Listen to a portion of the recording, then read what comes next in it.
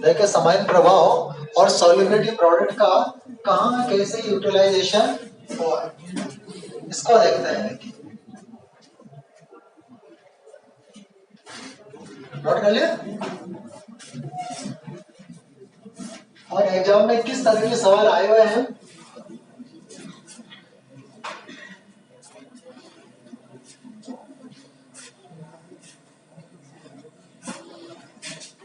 देखिए।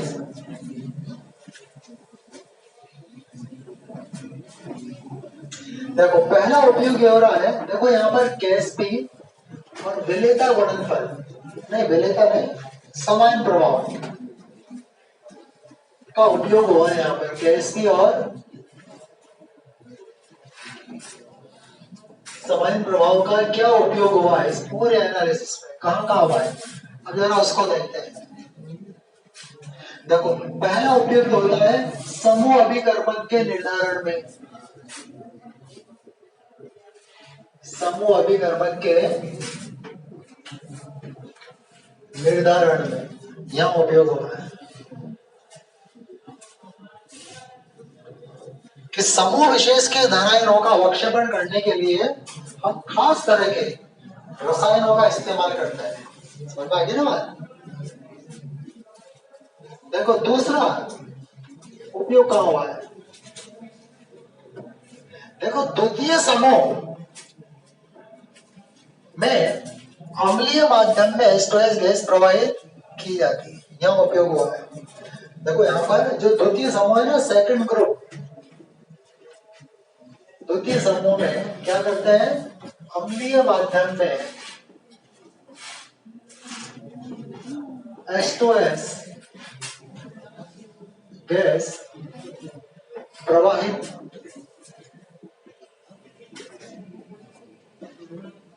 करते हैं।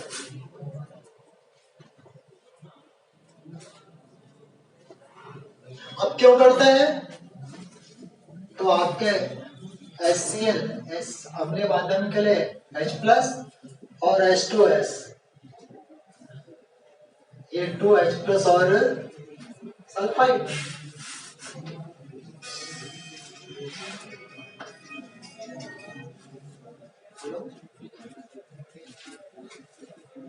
हाँ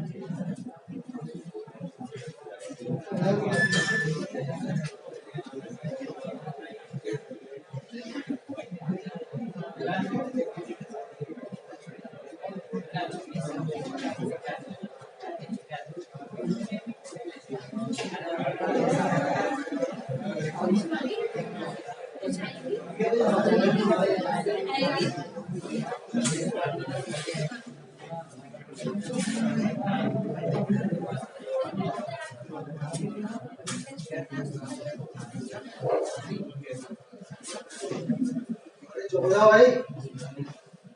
और देखो ऐसा हम इसलिए कर रहे हैं क्योंकि द्वितीय समूह के धनायनों के सल्फाइडों के गैस भी बहुत कम होते हैं, इसलिए अम्लीय माध्यम में द्वितीय समूह के धनायन अवक्षेपित होते हैं, जबकि आगे के समूह के धनायनों के सल्फाइड पहले अवस्था में रहेंगे। इसका मेन वजह यही है, द्वितीय समूह के धनायनों के सल्फाइडों के गैस भी बहुत कम होते हैं। अम्लीय माध्यम में प्रवाहित करने का पर्पज ये कि आगे के जो समूह है उनके धनायनों का अवक्षेपण रोकने के लिए हम ऐसा करते हैं। समझ में आ गया बात। देखो तीसरा कहाँ उपयोग किया अपन ने, विलेयता गुणनफल और समान प्रभाव का। देखो तृतीय समूह में हमने दो काम किए, एक फेरस को फेरिक में बदलने के लिए नाइट्रिक एसिड डाला हमने, तो तृतीय समूह में HNO3 डाला जाता है। देखो तृतीय जो थर्ड ग्रुप के रेडी कर लेना, तृतीय समूह में समूह अभिकर्मक डालने के पहले HNO3 डालते हैं। तृतीय समूह में समूह अभिकर्मक से पहले HNO3 मिलाया जाता है।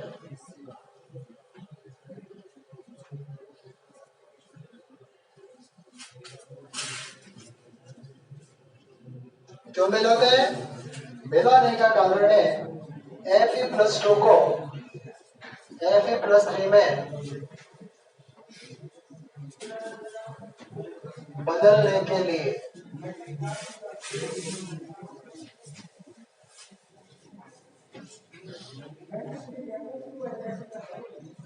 Fe+2 को Fe+3 में बदलने के लिए।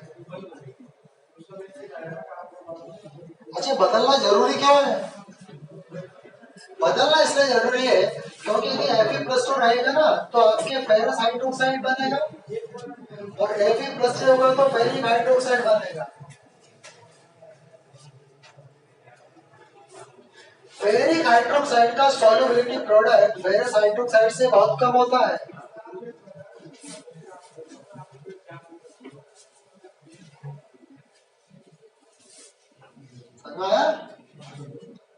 और तृतीय समूह में अवक्षेपण के लिए क्या डालते हैं? NH4Cl की उपस्थिति में NH4OH, यानी कि समान प्रभाव का प्रयोग करते हैं। और अवक्षेपण किस रूप में हो रहा है? हाइड्रोक्साइड के रूप में। तो यानी कि उस हाइड्रोक्साइड का तो अवक्षेपण ही नहीं होगा जिसका Ksp ज्यादा है, क्योंकि हाइड्रोक्साइड तो बहुत थोड़े से है। अरे NH4Cl प्लस NH4OH, अब NH4OH पहले से वीक इलेक्ट्रोलाइट है, ऊपर से NH4Cl और डाल दिया तो बहुत कम हाइड्रोक्साइड मिल पाएंगे। इतने से मिलेंगे कि फेरिक हाइड्रोक्साइड का तो अवक्षेप मिल जाएगा क्योंकि Ksp बहुत कम है, लेकिन फेरस हाइड्रोक्साइड का अवक्षेप नहीं मिल पाएगा। इसलिए फेरस को फेरिक में बदलना बहुत जरूरी है, अन्यथा आयरन का डिटेक्शन हो ही नहीं सकेगा। यहाँ पर नाइट्रिक एसिड का उपयोग किया, इसीलिए हमने देखो चौथी जगह का इस्तेमाल किया हमने समान प्रभाव और वरीयता गुणनफल का। वो किया है कि जो तृतीय समूह है, तृतीय समूह में NH4Cl की उपस्थिति में NH4OH मिलाया जाता है। यहाँ प्रयोग किया। अब यहाँ समान प्रभाव का भी प्रयोग है और वरीयता गुणनफल का भी उपयोग है। अब यहाँ पर देखो NH4Cl ये आपका स्ट्रॉन्ग इलेक्ट्रोलाइट है, ये अमोनियम क्लोराइड देगा। ये कई कंटिन्यू बात चल रही गई होगी तो लगातार।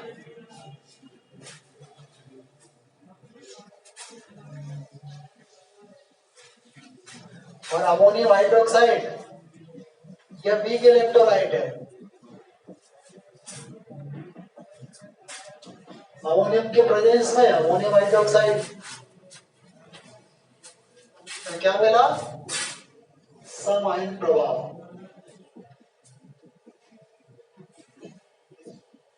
प्रभाव का रोल क्या हुआ? ये जो हाइड्रोक्साइड आयन की सांद्रता है ना बहुत कम है।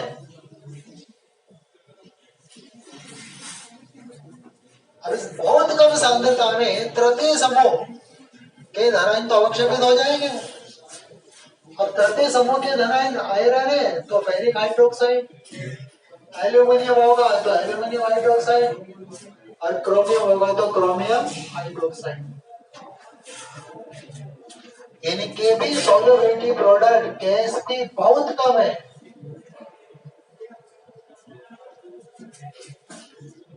ये बहुत ही ज्यादा कम है।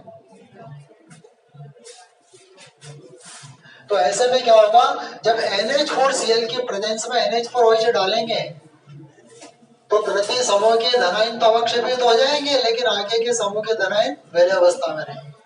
तो सारा काम इसलिए किया कि आगे के समूह के धनायनों के अवक्षेपण को रोकने के लिए सारा काम किया अपन ने। जो आगे के समूह है, कौन से समूह? चतुर्थ, पंचम, छठा समूह, समूह के जो धनायन है के अवक्षेपण को रोकने के लिए हमने ये काम किया है।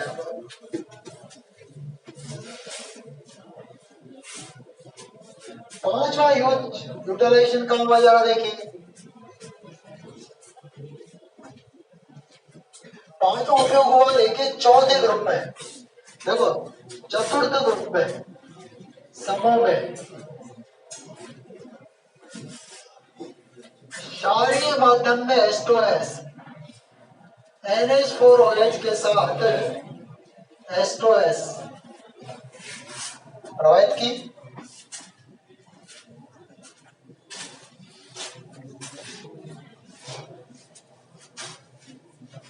NH4OH के साथ H2S प्रवाहित की। क्यों?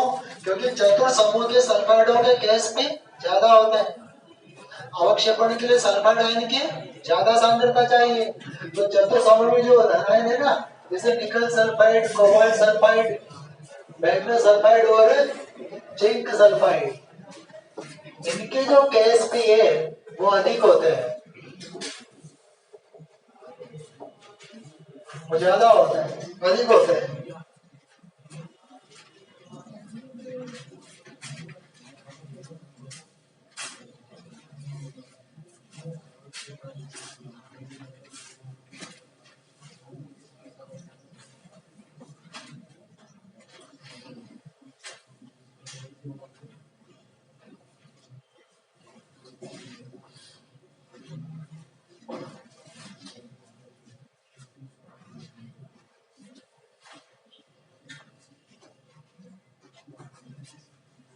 इनके अवक्षेपण के लिए सल्फाइड ज्यादा चाहिए ना, भाई केएसपी ज्यादा है और अवक्षेपण कब होगा जब केआईपी केएसपी से ग्रेटर देन होगा, तो ज्यादा सल्फाइड आयन चाहिए। तो यहाँ पर जो सल्फाइड आयन है ना, ये इनकी उच्च सांद्रता चाहिए, ये अधिक होना चाहिए, अधिक होना चाहिए। यहाँ आयनन बढ़ाना पड़ेगा और आयनन बढ़ाने के लिए प्रभाव कौन सा काम में लेंगे? विषम आयन प्रभाव, और इसलिए हम क्षारीय माध्यम काम में लेते हैं। अमोनियम हाइड्रोक्साइड, पहले अमोनियम हाइड्रोक्साइड डालेंगे सॉल्यूशन में, कितना डालेंगे ताकि अमोनिया की स्मेल आने लग जाए। अमोनिया की स्मेल आना इस बात का प्रूफ है कि माध्यम क्षारीय हो चुका है। और उसके बाद H2S गैस प्रोवाइड करेंगे।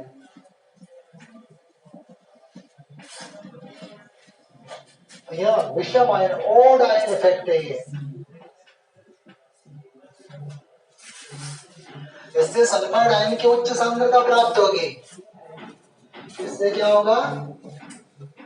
ये जो H2S है, इसका जो आयनन है, आयनन बढ़ेगा, इससे सल्फाइड आयन की सांद्रता बढ़ेगी, और ये बढ़ेगी तो आपका केआईपी गैस से ग्रेटर देन हो जाएगा,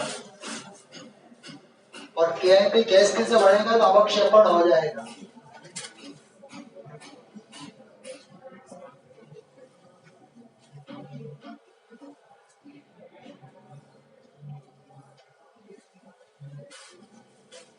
आगे बात,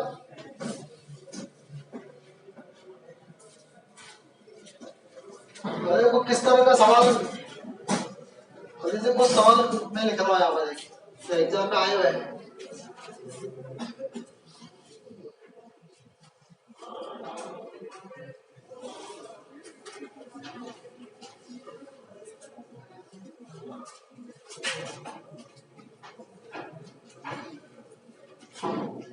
देखो, एक धातु धनायन का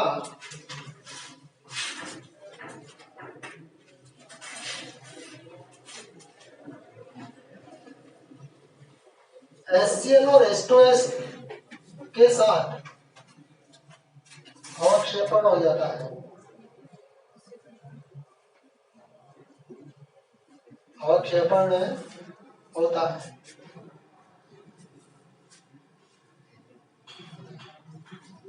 तो धातु धनायन है।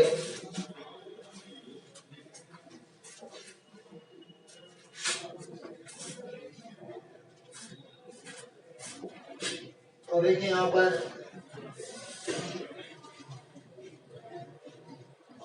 Pb+2, निकल +2, Zn+2 DNA+, तो आपका आंसर आएगा ए, Pa+2।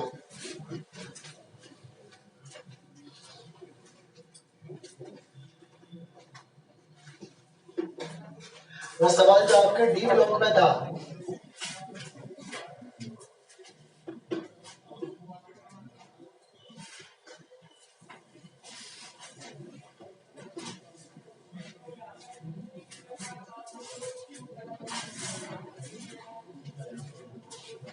सवाल एक कुछ इस तरीके से था, मतलब लैंग्वेज परफेक्ट याद नहीं है, तो मिलते जुलते सवाल हो गया ना इस तरह कि एक धातु लवण, एक धातु लवण HCl और H2S के साथ काला अवक्षेप देता है, जो HNO3 में अविलय है।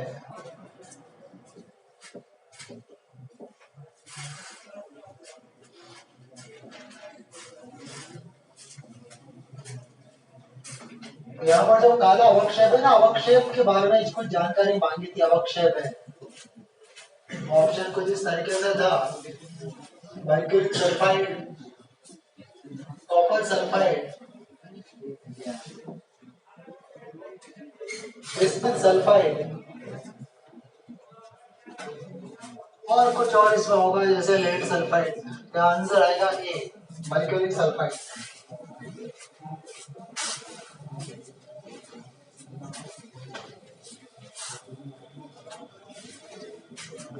अब देखिए एक सवाल और देखते हैं जरा।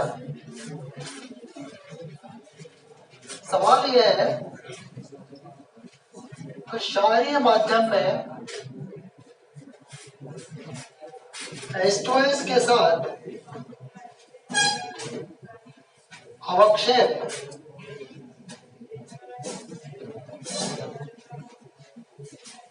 देने वाला धातु धनायन है। क्यूप्रिक, आर्सेनिक,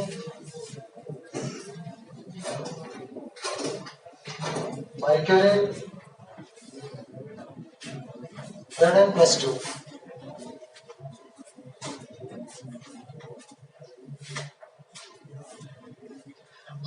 अब ये सवाल थोड़ा कंफ्यूज करता है एग्जामिनेशन में। तो क्या लिखा क्षारीय माध्यम में, और जब रेडिकल की केमिस्ट्री पढ़ते हैं ना तो सीधा दिमाग ज्यादा चेंज है, लेकिन भाई ये भी इसके आंसर है, ये भी आंसर है, चारों देंगे। हाँ ये बात अलग है कि एबीसी अम्ले में भी देंगे, क्षारीय में और भी ज्यादा देंगे, और डी भी देगा, क्योंकि डी तो फोर्थ ग्रुप का रेडिकल है ही। डी अम्लीय माध्यम में नहीं देगा, खाली क्षारीय माध्यम में देगा, लेकिन एबिसिडी चारों क्षारीय माध्यम में। अभी पिछले साल एडवांस में मल्टीपल चॉइस का सवाल था, भाई गए साल एग्जाम हुआ जो वो फर्स्ट ग्रुप के तीनों रेडिकल पूछ लेते उसमें, एग्जैक्ट लैंग्वेज पता नहीं सवाल की। अभी गए साल ही जो जस्ट अभी बिफोर ईयर जो एडवांस का पेपर देंगे निपटे बच्चे, फर्स्ट ग्रुप पे होता है ना 3 रेडिकल, सिल्वर, मर्क्यूरस और लेड, वो तीनों आंसर थे उसके, मल्टीपल चॉइस वाला क्वेश्चन था। समझ में आ गया बात? अब चलो आगे देखिए। अच्छा, जीरो ग्रुप अमोनियम से रिलेटेड सवाल भी कई बार आए हैं, वहां नीला अवक्षेप वगैरह इस तरीके से। अच्छा, कॉपर सेकंड ग्रुप में भी है ना, कॉपर सेकंड ग्रुप पे, सेकंड ए में है ना कॉपर, वो कॉपर के कंफर्मेटिव टेस्ट में भी अमोनिया का रोल होता है, आता है ना काला अवक्षेप। तो कॉपर का कंफर्मेटिव टेस्ट लगाने के लिए भी क्या करते हैं, वो जो काला अवक्षेप बना उसको एसिटिक एसिड पे घोल करके फिर अमोनियम हाइड्रोक्साइड डाल देते हैं, तो नीला हो जाता है सारा विलयन। नीला क्या होता है? टेट्रामीन कॉपर बनने के कारण। तो ये कई जगह बनता है कॉम्प्लेक्स टेट्रामीन कॉपर। तो एग्जाम के पॉइंट ऑफ व्यू से बड़ा इंपॉर्टेंट है। इसका भी क्वेश्चन मिलेगा आपको IIT 43 में,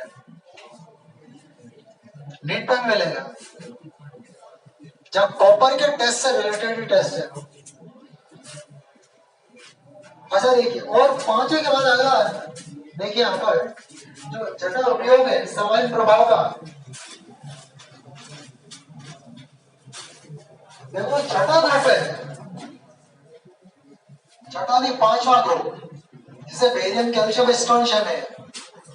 तो पांचवें ग्रुप में क्या करते हैं कि अमोनियम हाइड्रोक्साइड, नहीं अमोनियम क्लोराइड, अमोनियम हाइड्रोक्साइड के प्रेजेंस में अमोनियम कार्बोनेट का प्रयोग करते हैं। देखो फिफ्थ ग्रुप में, फिफ्थ समूह में ध्यान देना, अमोनियम क्लोराइड, अमोनियम हाइड्रोक्साइड के साथ की जगह के बाद अमोनियम कार्बोनेट का प्रयोग किया जाता है।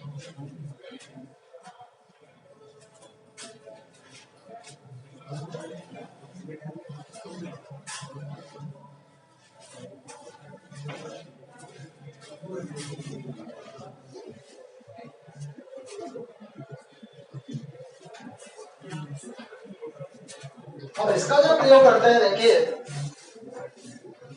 इसकी क्या वजह है? तो वही अमोनियम क्लोराइड का प्रयोग तो समान प्रभाव के कारण,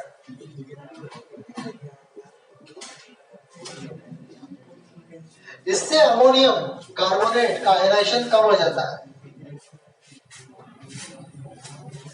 इसका उपयोग करते हैं क्षारीय माध्यम के लिए। क्षारीय माध्यम में जो कार्बोनेट आयन है ना वो स्टेबल रहता है। इसका ये मीडियम एसिडिक होगा तो कार्बोनेट वेस्टेज हो जाएगा।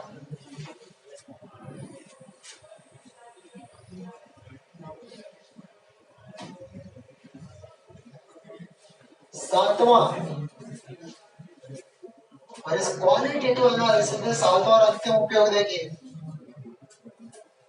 और वो उपयोगी पांचवें समूह से रिलेटेड है। पांचवें समूह में जो तीन धनायन है उनका confirmative test barium plus two strontium calcium इसी क्रम में किया जाता है ना। पांचवें समूह में या पांचवें समूह के जो धनायन है, इन धनायनों का जो परीक्षण है, परीक्षण का जो क्रम है वो बेरियम सबसे पहले, स्ट्रोंशियम उसके बाद में, कैल्शियम उसके बाद में, ये होता है। अब ये क्रम क्यों है जरा इसका भी रीजन देख लेते हैं अपन, आखिर इसी क्रम में क्यों इनको कंफर्म करते हैं।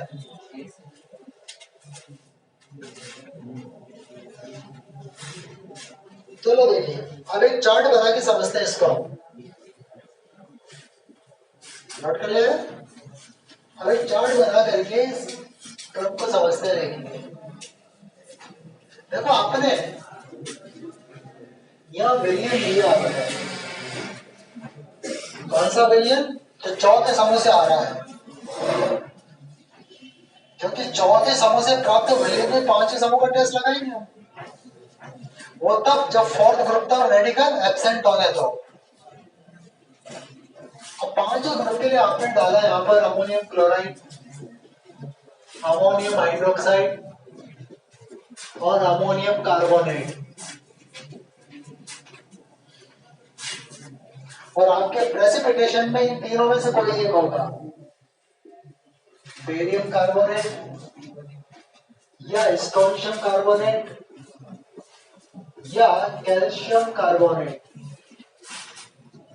और तीनों के अवक्षेप का रंग कैसा है? व्हाइट है। तीनों का श्वेत अवक्षेप है, तो अवक्षेप के कलर से तो पता लग नहीं पाएगा, इसलिए आगे अब टेस्ट लगाते हैं।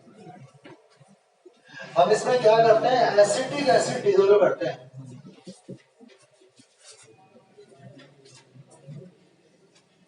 और एसिटिक एसिड, एसिड है सारे कार्बोनेट है, और एसिड धातु कार्बोनेट को डिकम्पोज कर देगा।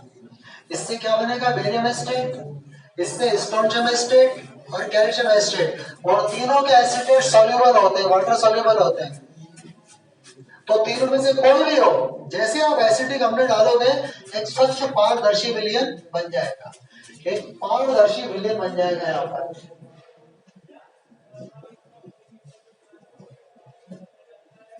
यानी कि अवक्षेप घुल जाएगा,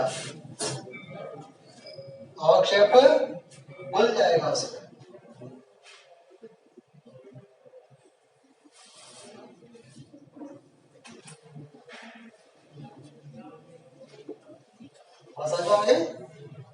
जैसे ये व्हाइट कलर का प्रेसिपिटेट आप टेस्ट ट्यूब में लोगे, एसिटिक एसिड डालोगे, आप देखोगे अवक्षेप उसमें घुल जाएगा।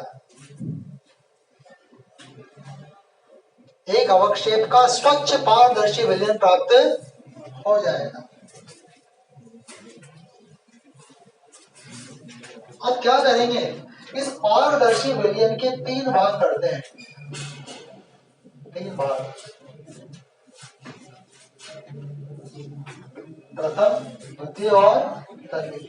देखो, प्रथम भाग, द्वितीय भाग और तृतीय भाग।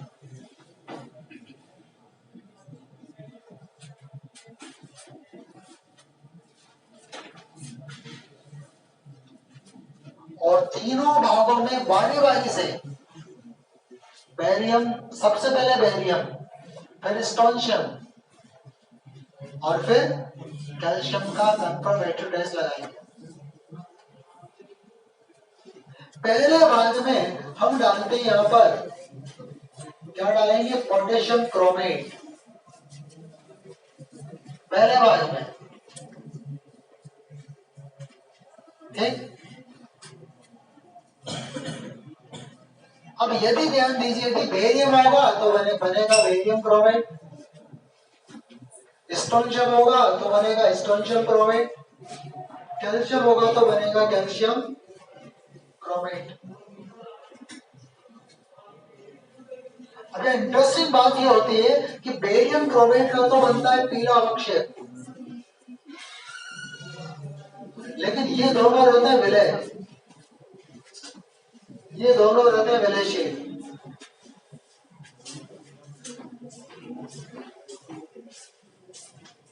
ध्यान देना, यदि पहले भाग में पोटेशियम क्रोमेट डालते ही पीला अवक्षेप आ जाए तो बेरियम प्रेजेंट हो जाएगा। अब इन दोनों भागों का कोई उपयोग नहीं है, इन दोनों भागों का कोई उपयोग नहीं है। हमें एक रेडिकल निकलना था, निकल गया।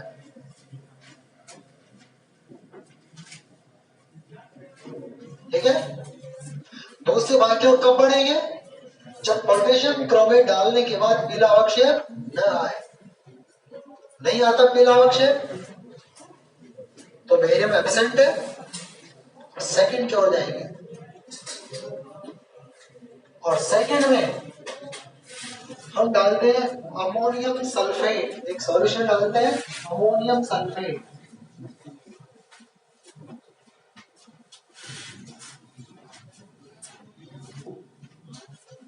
अब हालांकि हम बेरियम की एब्सेंस सिद्ध कर चुके हैं, लेकिन फिर भी मैं जानकारी के लिए यहाँ पर आपको लिख रहा हूं, बेरियम की प्रेजेंस में बेरियम सल्फेट, स्ट्रोंशियम के प्रेजेंस में स्ट्रोंशियम सल्फेट, कैल्शियम के प्रेजेंस में कैल्शियम सल्फेट। ठीक है, अब देखिए यहाँ क्या होता है कि बेरियम और स्ट्रोंशियम सल्फेट, इन दोनों का श्वेत अवक्षेप आता है।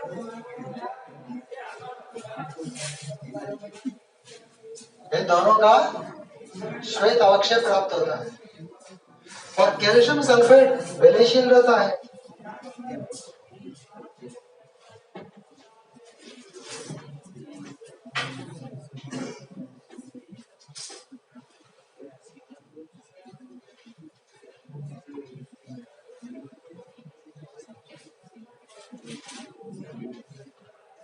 तो आपको पता लग गया होगा कि पहले बेरियम का एब्सेंस शो करना क्यों जरूरी था? यदि आपने पोटेशियम क्रोमेट डालने के पहले अमोनियम सल्फेट डाल दिया होता और सफेद अवक्षेप आ जाता, तो आप कैसे पता कर पाते कि बेरियम के कारण है या स्ट्रोंशियम के कारण है? समझ आ गया ना? इसलिए पहले आपने क्या किया, पोटेशियम क्रोमेट डाला, देखा पीला अवक्षेप नहीं आया, यानी कि बेरियम तो एब्सेंट हो गया। उसके बाद अमोनियम सल्फेट डाला, अब सफेद अवक्षेप आ गया, तो निश्चित रूप से वो स्ट्रोंशियम के कारण ही आएगा। इसलिए बेरियम की अनुपस्थिति को सिद्ध करने के बाद ही हम स्ट्रोंशियम के प्रेजेंस को सिद्ध करेंगे। तीसरे भाग में डालते हैं अमोनियम ऑक्सलेट। अमोनियम ऑक्सलेट, अब यहां पर बनता है बेरियम ऑक्सलेट, स्ट्रोंशियम ऑक्सलेट और कैल्शियम ऑक्सलेट, और इन तीनों का श्वेत अवक्षेप आता है। ये तीनों अति अल्प विलय है।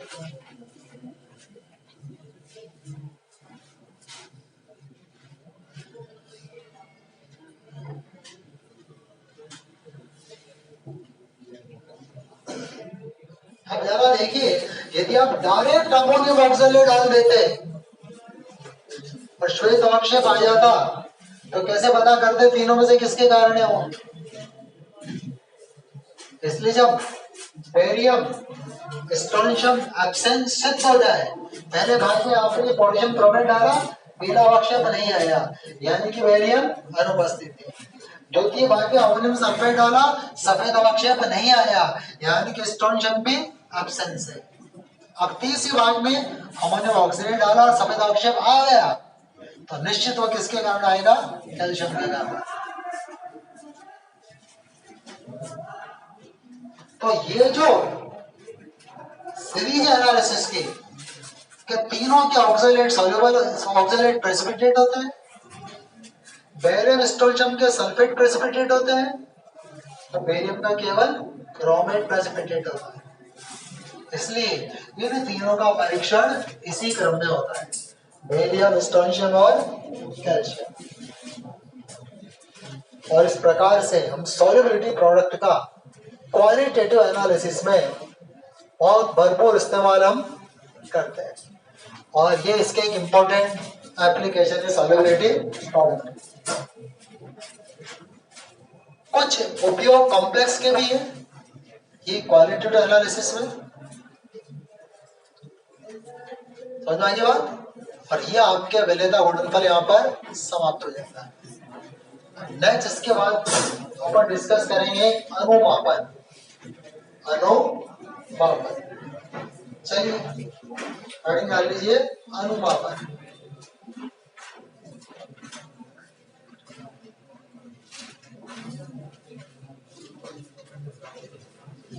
देखिए, यह आपके आयनिक सामने के लास्ट टर्म है अनुमापन, मतलब टाइट्रेशन।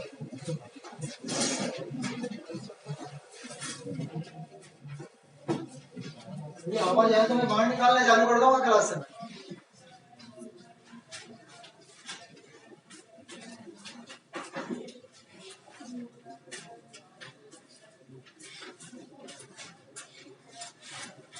हाँ देखिए, अनुमापन टाइट्रेशन।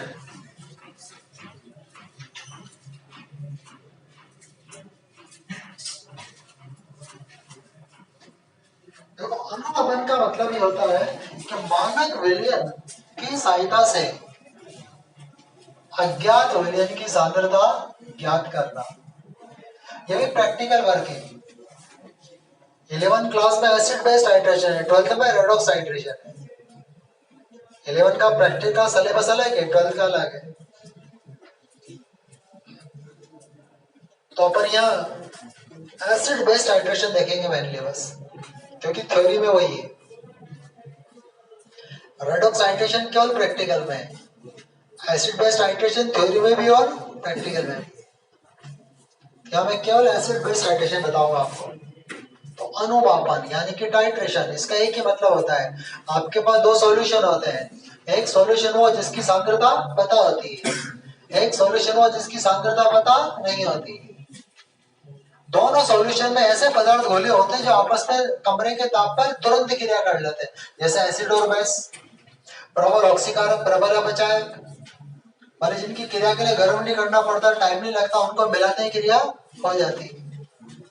तो यहाँ पर अनुमापन का एक ही मतलब होता है कि ज्ञात सांद्रता के विलयन की सहायता से अज्ञात सांद्रता के विलयन की सांद्रता ज्ञात करना।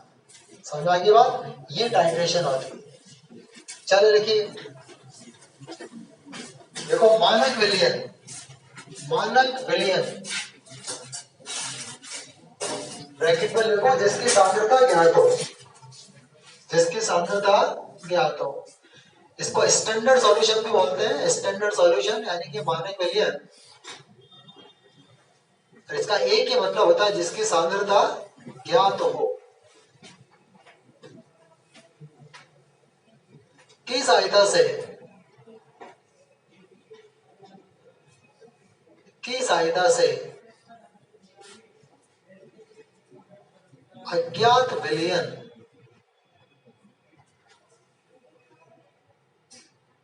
अज्ञात विलयन ब्रैकेट में लिखो जिसकी सांद्रता ज्ञात नहीं हो, जिसकी सांद्रता ज्ञात नहीं हो।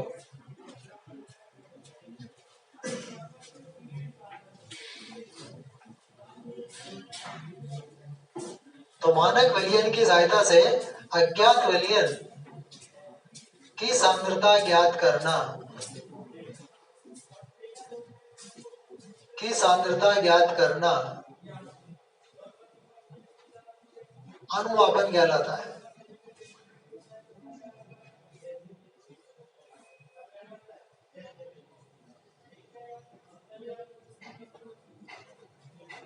ठीक है, अब यहाँ पर देखिए अनुमापन की दो कैटेगरी यहाँ पर हमारे 11th-12th में है। एक तो अम्ल क्षार अनुमापन, अम्ल क्षार अनुमापन, ये थ्योरी में भी और प्रैक्टिकल में भी। दूसरा होता है आपके रेडॉक्स अनुमापन,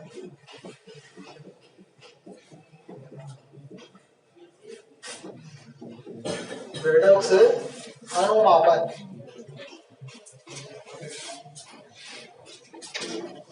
ठीक है, हम ये बात करेंगे केवल अम्ल क्षार अनुमापन की बस इस चैप्टर में, क्योंकि चैप्टर एसिड बेस ही है। तो देखो अम्ल क्षार अनुमापन में एक तो होता है अम्ल यानी कि एसिड, और एक क्या होता है क्षार। दोनों की क्रिया से लवण और जल बनता है, और दोनों तुरंत क्रिया कर लेते हैं, रूम टेम्परेचर पर दोनों में तत्काल क्रिया हो जाती है, टाइम नहीं लगता। और यदि अम्ल का विलयन ज्ञात हो तो क्षार का अज्ञात होता है, अम्ल का यदि अज्ञात हो तो क्षार का ज्ञात होता है। दोनों में से एक सॉल्यूशन होगा नॉन, एक होगा अननोन, एक स्टैंडर्ड होगा, एक अननोन होगा। अभी अनुमापन में जो उपकरण प्रयुक्त होते हैं वो कौन कौन से होते हैं? देखो ऑपरेटर्स उपकरण। तो अनुमापन की क्रिया में 3 मेन ऑपरेटर्स यूज होते हैं। एक तो होती है ब्यूरेट, एक तो होती है ब्यूरेट। देखो ब्यूरेट की बनावट कुछ इस तरीके से है, ये लंबी एक कांच की नली होती है,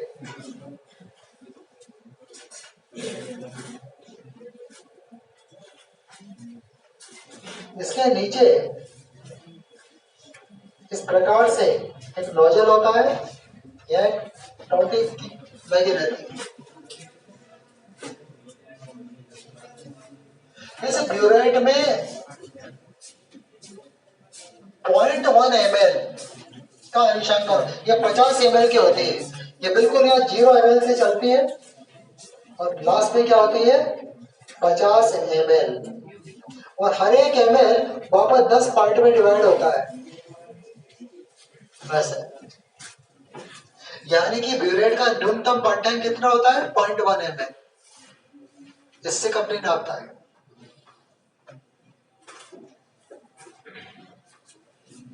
इस ब्यूरेट में सॉल्यूशन बढ़ते हैं, या तो अम्ल या क्षार। अब अम्ल या क्षार ये डिपेंड करेगा इंडिकेटर के ऊपर, सूचक के ऊपर। अभी सूचक के बारे में भी डिस्कस करेंगे अपन, क्योंकि अनुमापन में बेसिकली थ्योरी ऑफ इंडिकेटर ही है, सूचकों का सिद्धांत ही पढ़ना है मेन हमको। इसको बोलते हैं ब्यूरेट। ब्यूरेट में एसिड भी लिया जा सकता है, बेस भी, डिपेंड करता है इंडिकेटर कौन सा अवेलेबल है। अच्छा, एक दूसरा एप्लीकेशन होता है जिसे बोलते हैं पिपेट। पिपेट देखो, पिपेट में कांच की नली होती है जो ऊपर से थोड़ी सकड़ी होती है, बीच में से फैल जाती है और ये नीचे से वापस सकड़ी होती है, लास्ट में एक नोजल बनी होती है इसमें, इसको बोलते हैं पिपेट।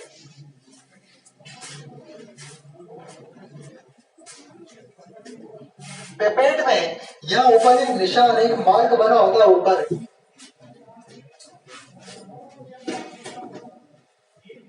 जब विलयन को इस मार्क तक भरा जाता है तो विलयन का एक निश्चित आयतन हो जाता है, और वो आयतन पिपेट के ऊपर लिखा रहता है। वो कुछ पिपेट 10 ml की होती है, कुछ 20 ml की होती है, यहाँ लिखा रहेगा 20 ml। नॉर्मली केमिस्ट्री की लैब में 20 ml की पिपेट काम से लेते हैं।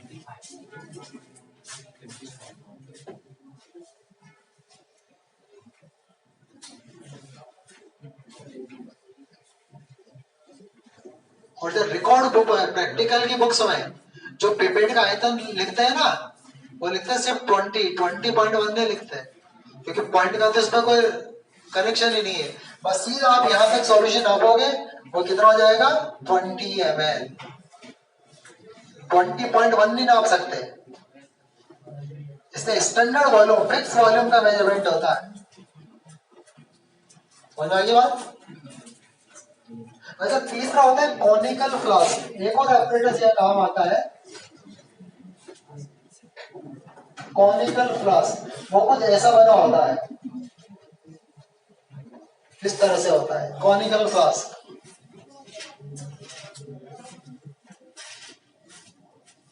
ये कॉनिकल फ्लास्क ऊपर से सकड़ा, नीचे से चौड़ा होता है।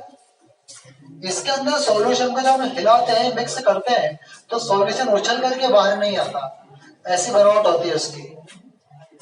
इसके अंदर सॉल्यूशन आप तेजी से मिक्स कर सकते हो,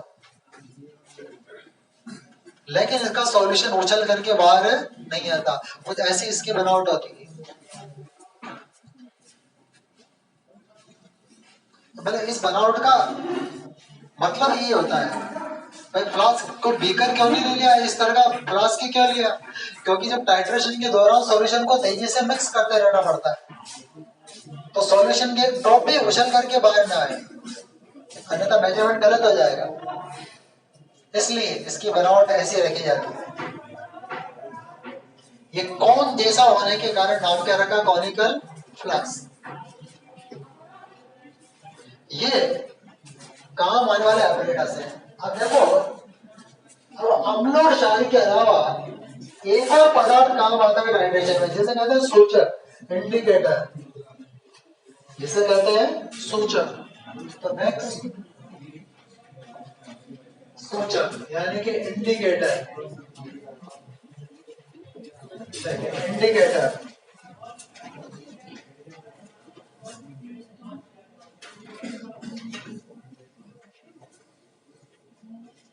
अब देखो इंडिकेटर क्या होता है। देखो, अम्ल और क्षार के अलावा एक तीसरा ऐसा पदार्थ होता है जो अभिक्रिया की पूर्णता पर अपना रंग परिवर्तित करके अभिक्रिया के पूर्ण होने की सूचना दे देता है। हम उसे कहते हैं सूचक। नॉर्मली क्या होता है, जैसे मान लो आपने ब्यूरेट में क्षारीय विलयन लिया और कॉनिकल फ्लास्क में आपने क्या रखा, एसिड, इसमें एसिड ले लिया, ठीक है। इसमें पिपेट से आपने 20 ml अम्ल नाप के ले लिया, इसको ब्यूरेट के नीचे लगाया, ब्यूरेट स्ट्रिंग पर कसी जाती है और इस टेप को हल्का सा खोल करके ड्रॉप बाय ड्रॉप क्षार की इसमें जाती है। अब क्या होता है कि एसिड का सॉल्यूशन भी आपके कलरलेस होता है, ये अम्ल है, क्षारीय विलयन भी कलरलेस है, दोनों की क्रिया से मिश्रण भी कलरलेस ही है। जैसे क्षार में तो आपने ले लिया NaOH, अम्ल में ले लिया आपने HCl, दोनों की क्रिया से NaCl में जल बनेगा, वो भी कलरलेस है। तो जैसे जैसे क्षार अम्ल में जाएगा उदासीन होता जाएगा और एक बिंदु पर सारा विलयन उदासीन हो जाएगा। उस बिंदु की हमको जरूरत है, क्योंकि उस बिंदु पर अम्ल और क्षार की मात्रा बराबर हो जाती है और उस बराबर मात्रा में हम ये रिलेशन लगा देते हैं कि M1V1 बराबर M2V2, ये अम्ल के मोल है बराबर क्षार के मोल। अब यदि अम्ल की सांद्रता, अम्ल का आयतन पता हो तो आप क्षार की सांद्रता निकाल सकते हो क्षार के आयतन से, क्योंकि क्षार का आयतन निकाल लेंगे ब्यूरेट से, अम्ल का आयतन निकालना पिपेट से। अब दोनों में से यदि M1 पता होगा तो M2 निकाल लेते हैं और M2 पता होगा तो M1 निकाल लेते हैं, ये टाइट्रेशन का प्रिंसिपल है। लेकिन सवाल ये होता है कि NaOH की किस बॉन्ड पर ये उदासीन होगा, ये पता कैसे लगेगा, क्योंकि कलर तो चेंज हो नहीं रहा, तो पता कैसे लगेगा। तो पता करने के लिए तीसरे पदार्थ की आवश्यकता होती है, इसका नाम है इंडिकेटर सूचक। यानी कि यदि इस अम्ल में हम अम्ल के साथ एक बॉन्ड फिनोफ्थलीन की भी डाल दें, फिनोफ्थलीन एक ड्रॉप यदि डालते हैं तो फिनोफ्थलीन में खासियत होती है कि ये अम्लीय माध्यम में तो रहता है रंगहीन, लेकिन क्षारीय माध्यम हो जाता है गुलाबी, पिंक कलर का। तो यहाँ पर क्या होगा, देखिए जब इसमें NaOH की ड्रॉप बाय ड्रॉप बढ़ेगी तो न्यूट्रल होता जाएगा, उसके बाद एक ड्रॉप और गिरेगी तो विलयन क्षारीय हो जाएगा ये, और क्षारीय होते क्या हो जाएगा, ये पिंक हो जाएगा। पूरा मिक्सचर एकदम से कलरलेस से पिंक हो जाएगा और पिंक होते हम टाइट्रेशन रोक देते हैं। हालांकि इस पिंक होने में भी एक ड्रॉप की एरर तो होती है, क्योंकि उदासीन अवस्था में पिंक नहीं होता है, क्षारीय अवस्था में पिंक होता है। लेकिन उदासीन होने के बाद यदि 1/4 ड्रॉप भी गिर गई तो वो क्षारीय हो जाएगा और इतने से क्षारीय में क्या हो जाएगा, पिंक हो जाएगा। तो एक आधी बूंद की एरर उसके अंदर रहती है, इस एरर को कंसीडर करके चलते हैं। तो ये जो हमने फिनोफ्थलीन डाला है, ये क्या कहलाएगा, सूचक, इंडिकेटर। समझ की बात। तो लिखिए इंडिकेटर के बारे में, देखो वह पदार्थ जो अपना रंग परिवर्तित करके, वो पदार्थ जो अपना रंग परिवर्तित करके अभिक्रिया की पूर्णता की सूचना देता है।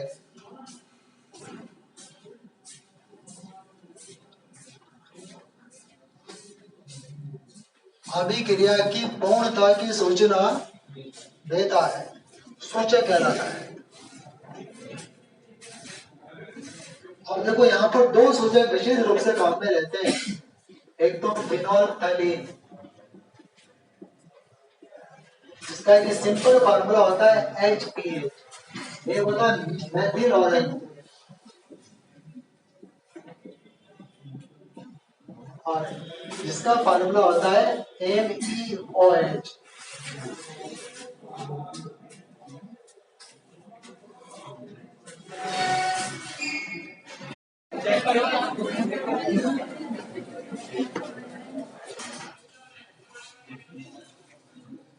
ये पता लगाना कि कौन सा धरायन है, कौन सा क्षारीय मूलक है, केवल इसमें क्षारीय मूलक की उपस्थिति का पता लगाते हैं हम, कितना है ये पता नहीं लगाते, बस है वो। जब वो कितना है उसकी मात्रा भी यदि जानना हो तो उसको बोलते हैं क्वांटिटेटिव एनालिसिस, मात्रात्मक विश्लेषण। तो धनायनों का मात्रात्मक विश्लेषण ये तुम्हारे सिलेबस का हिस्सा नहीं है, ये प्रैक्टिकल केमिस्ट्री का हिस्सा नहीं है। गुणात्मक विश्लेषण ये तुम्हारा प्रैक्टिकल केमिस्ट्री का हिस्सा है। हालांकि मात्रात्मक विश्लेषण निकाल सकते हैं मॉल कॉन्सेप्ट से, मॉल में से सवाल है, इनको मिलाएंगे तो कितने ग्राम अवक्षेप बनेगा, बट वो थ्योरी में है, प्रैक्टिकल में नहीं हो। उसमें मॉल कॉन्सेप्ट लगता है उसके अंदर, इस सांद्रता का इस इतना आयतन NaCl में, इस सांद्रता का इतना आयतन सिल्वर नाइट्रेट डाला तो कितना NaCl का अवक्षेप बना।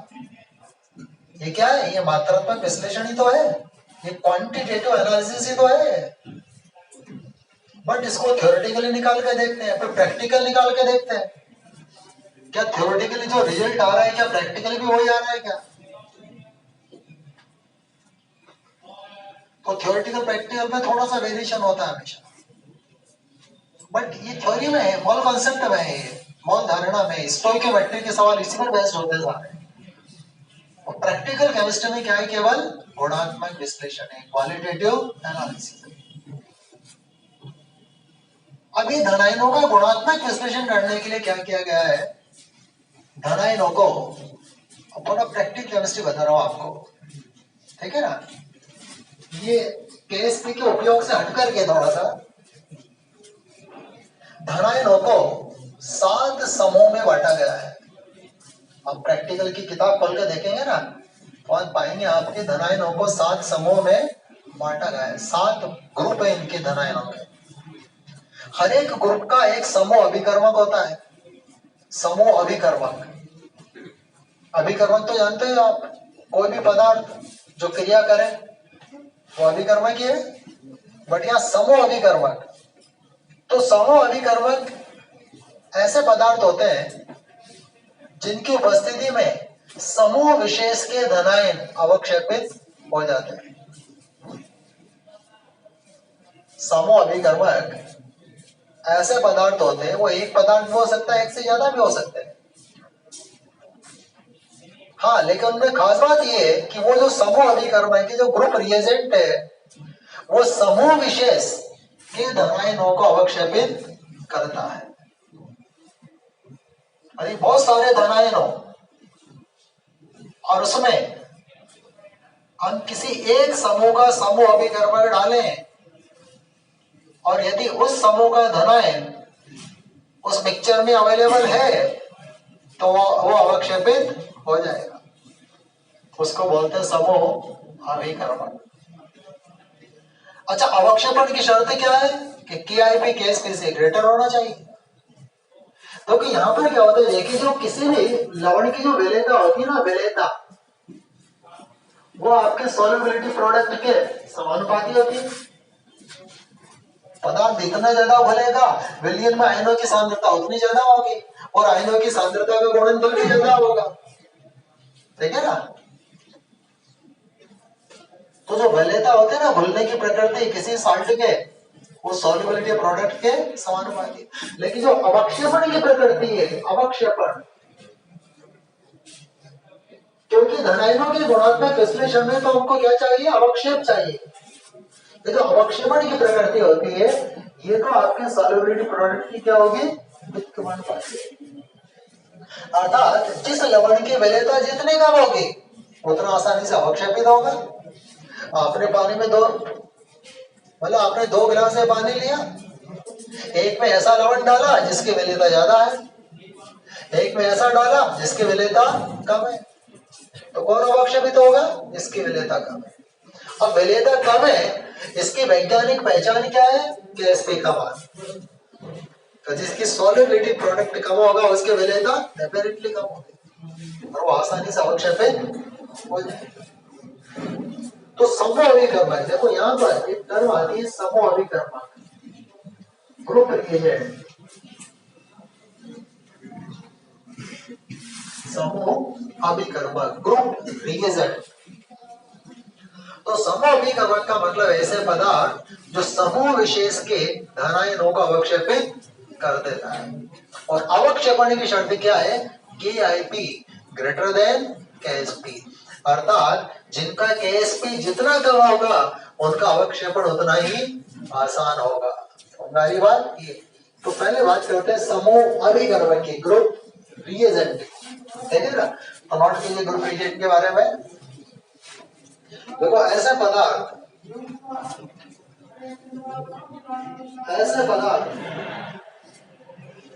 जो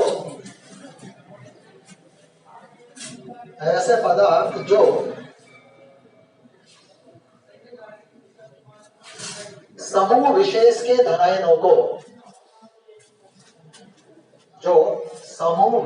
के धनायनों को अवक्षेपित कर देते हैं।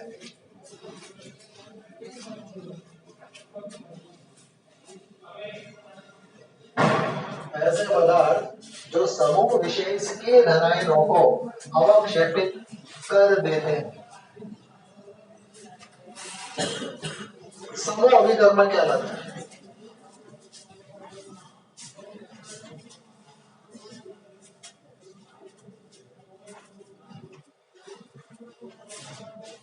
अब देखो मैं एक चार्ट बता रहा हूं यहां पर, उसमें सबसे पहले समूह,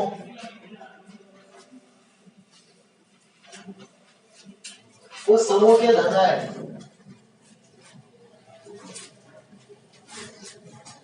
मतलब क्षारीय मूलक, भास्मिक मूलक,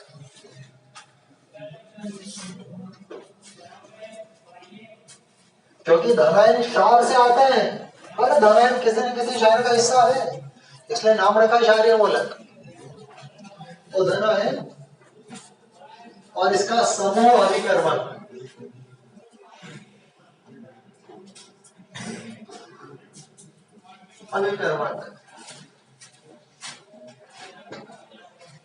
और इसके बाद अवक्षेप,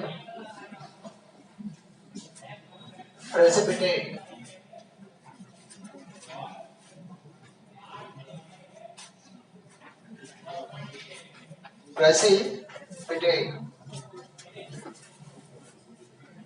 सबसे पहला समूह होता है शून्य समूह, जीरो ग्रुप, यहां से शुरू होता है।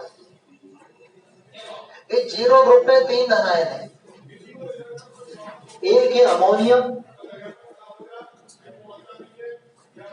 दूसरा है सोडियम Na+ और तीसरा है K+। ये Na+ और K+ ये हमारे सिलेबस में नहीं है, केवल अमोनियम है बस।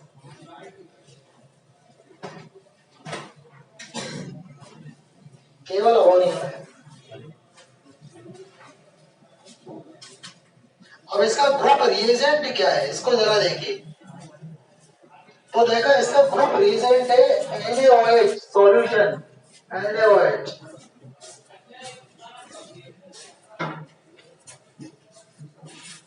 ये जीरो ग्रुप एकमात्र ऐसा ग्रुप है जिसमें अवक्षेप नहीं बनता, गैस बनती है। इसमें पता लगाते हो कि अमोनियम आयन है क्या। अब अमोनियम आयन NaOH के विलयन से क्रिया करके क्या देगा, अमोनिया।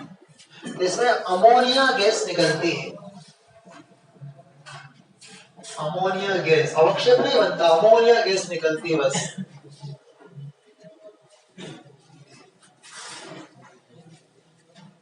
अच्छा जो 7 ग्रुप है ना, 7 ग्रुप,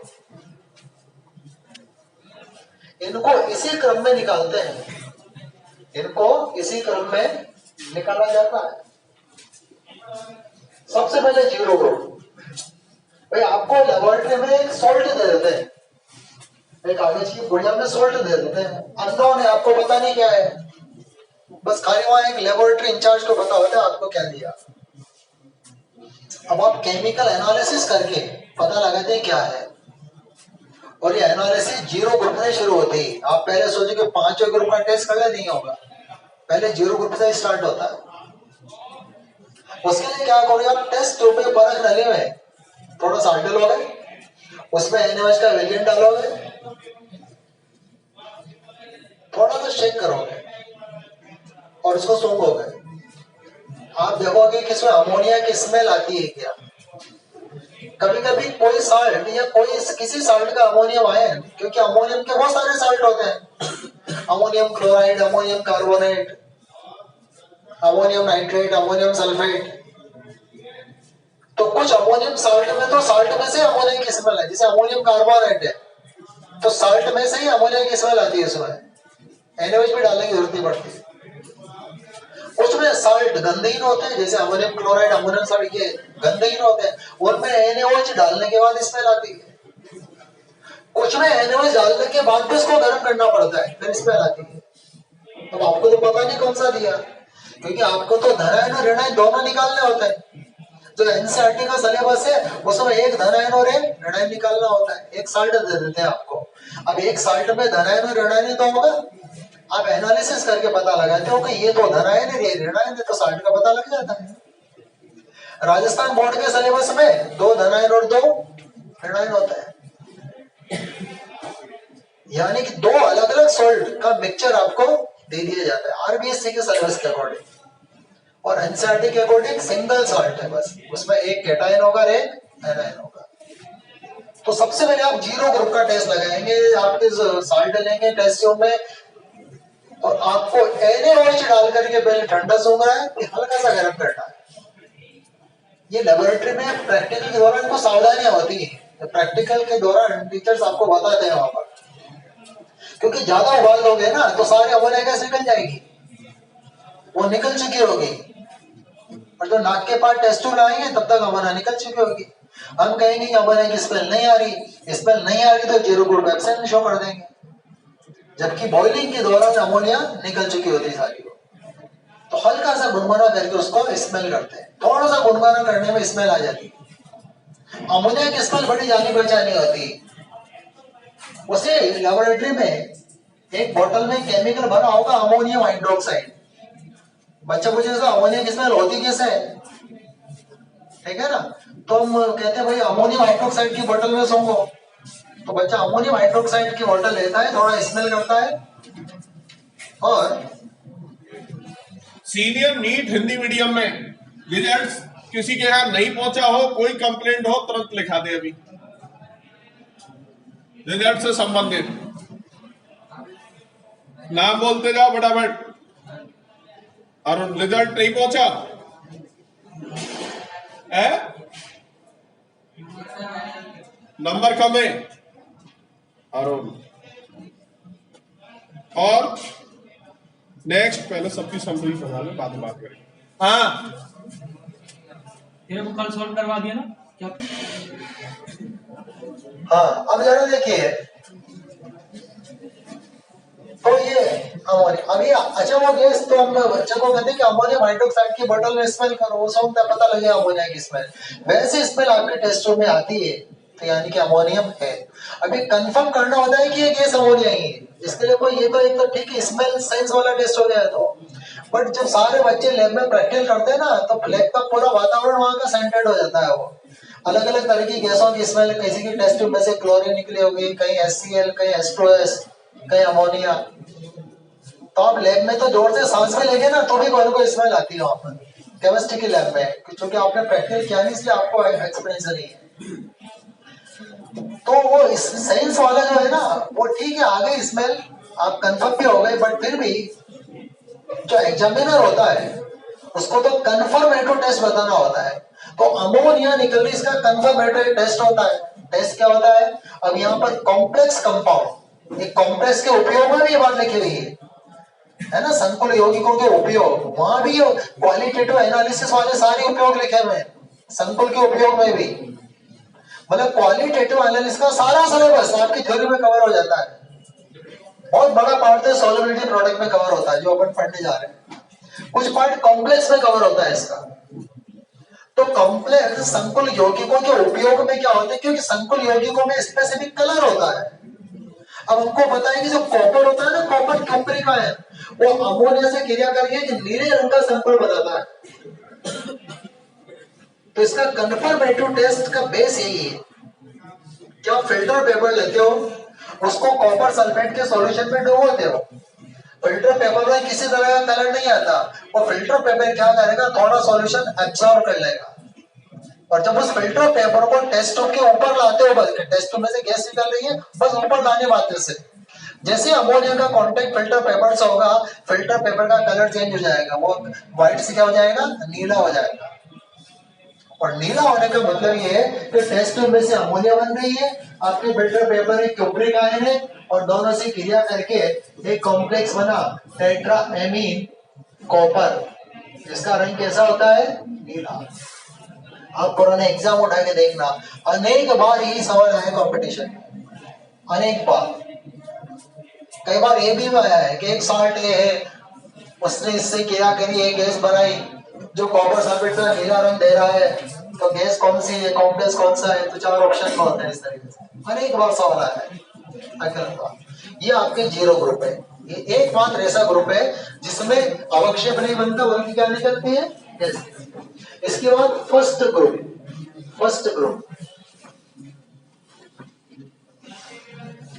ग्रुप में 3 धनायन है, 3 क्षारीय मूलक है। कौन कौन से, जरा ध्यान दीजिए। एक तो है सिल्वर, दूसरा है मर्क्यूरस, और तीसरा है लेड। अब यहां ध्यान देना, मर्क्यूरस है, मर्क्यूरिक नहीं है, ये बड़ी इंपॉर्टेंट बात है। मर्क्यूरस है, मर्क्यूरिक सेकंड ग्रुप में है, मर्क्यूरस फर्स्ट ग्रुप में।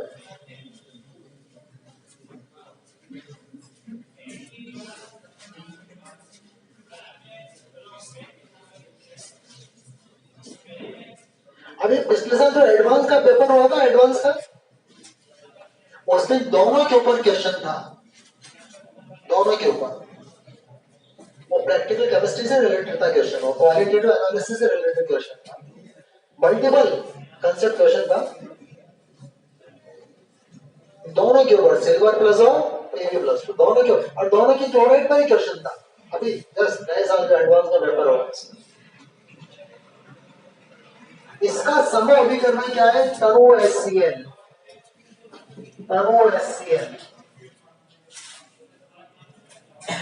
अवक्षेप कैसा बनेगा, यदि आपके पास सिल्वर होगा आपकी गुड़िया में तो सिल्वर क्लोराइड, यदि मर्क्यूरस होगा तो मर्क्यूरस क्लोराइड, और यदि लेड होगा तो लेड क्लोराइड।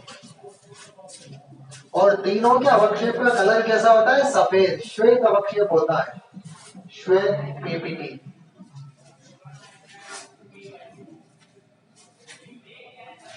अब जरा थोड़ा सा ये प्रैक्टिकल करने का प्रोसेस भी दिमाग में बैठाते जाइए। आपने देखो, अगर फर्स्ट ग्रुप में तब आएंगे जब जीरो ग्रुप एब्सेंट हो जाएगा। आपने टेस्ट में थोड़ा मिश्रण डाला, पदार्थ डाला, NaOH डाला, पहले ठंडा सोऊंगा, हल्का सा गर्म करके सोऊंगा, अमोनिया की गंध नहीं आई, कंफर्म हो गया कि जीरो ग्रुप नहीं है, अमोनियम नहीं है। Na+K+ आपके सिलेबस का हिस्सा नहीं, खाली अमोनियम है बस। अब आएंगे फर्स्ट ग्रुप पर।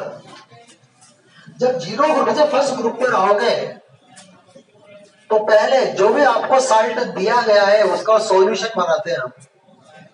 जीरो ग्रुप में सॉल्यूशन बनाने की जरूरत नहीं है। जीरो ग्रुप में तो सीधा आपने ठोस लवण लिया, NaOH का विलयन डाला, पहले ठंडा सोऊंगा फिर गर्म करके सोऊंगा, बस इतना सा काम है। सूंघ के पता लग जाता है वहां तो। जो बच्चे डेली बेसिस पर लैब जाते हैं उनको एक्सपीरियंस होता है, तुरंत सबसे आसान ग्रुप होता है अमोनियम। इवन टीचर भी एग्जाम में कहता है कि किसी एग्जाम में पहले क्या था कि प्रैक्टिकल बड़ी ईमानदारी से होते थे, पहले प्रैक्टिकल में फेल भी होते थे, सप्लीमेंट्री आती थी प्रैक्टिकल में, तो सप्लीमेंट्री देने के लिए अजमेर जाते थे बच्चे, क्योंकि डेली लैब में प्रैक्टिकल होते थे, डेली 1-2 पीरियड प्रैक्टिकल के लगते थे पहले। और इतनी ईमानदार से प्रैक्टिकल होते थे कि प्रैक्टिकल में नंबर मतलब 30 में से मैक्सिमम 20-22 नंबर आते थे अच्छे बच्चों के।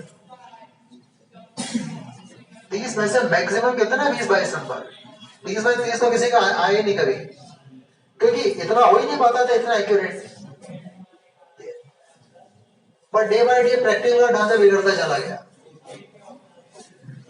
तो लेबोरेटरी में इसको करने के लिए क्या होता है, देखिए जब एक बार जीरो ग्रुप एब्सेंट हो गया तो सबसे पहले उस साल्ट का क्या बनाते हो, विलयन बनाते हो, सॉल्यूशन बनाते हो।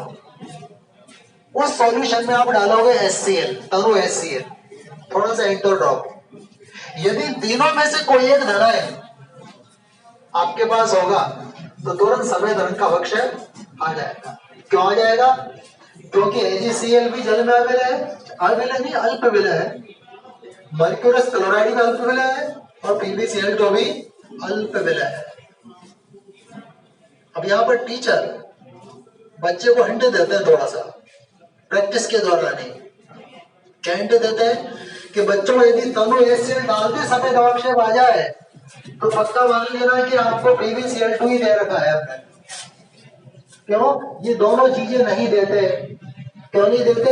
ये तो बहुत महंगा आता है, सिल्वर का सॉल्ट है, इतनी सी शीशी 1000 रुपए की आती है, ठीक है ना? तो ये तो गवर्नमेंट स्कूल में देते हैं ना प्राइवेट में देते हैं, बहुत कॉस्टली सॉल्ट है। ये हाईली पॉइजनस होता है, ये भी नहीं देते, ये भी नहीं देते।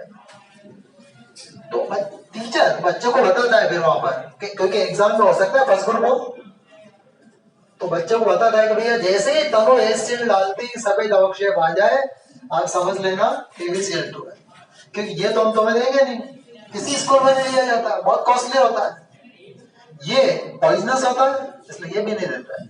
सावधानी के तौर पर केवल ये देता है बस फर्स्ट ग्रुप में।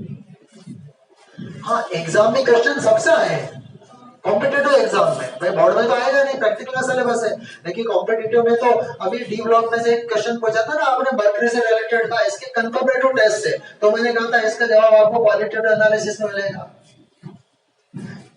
ठीक है ना? ये मैं केवल आपको भी ग्रुप रिएजेंट की बात कर रहा हूं बस में। अच्छा, इसका ग्रुप रिएजेंट तनु HCl क्यों है? इसलिए तनु HCl है क्योंकि तीनों के क्लोराइड जल में अविलय है और इसके आगे का जो धनायन है, आगे के समूह के जो धनायन है उनके क्लोराइड जल में विलय है।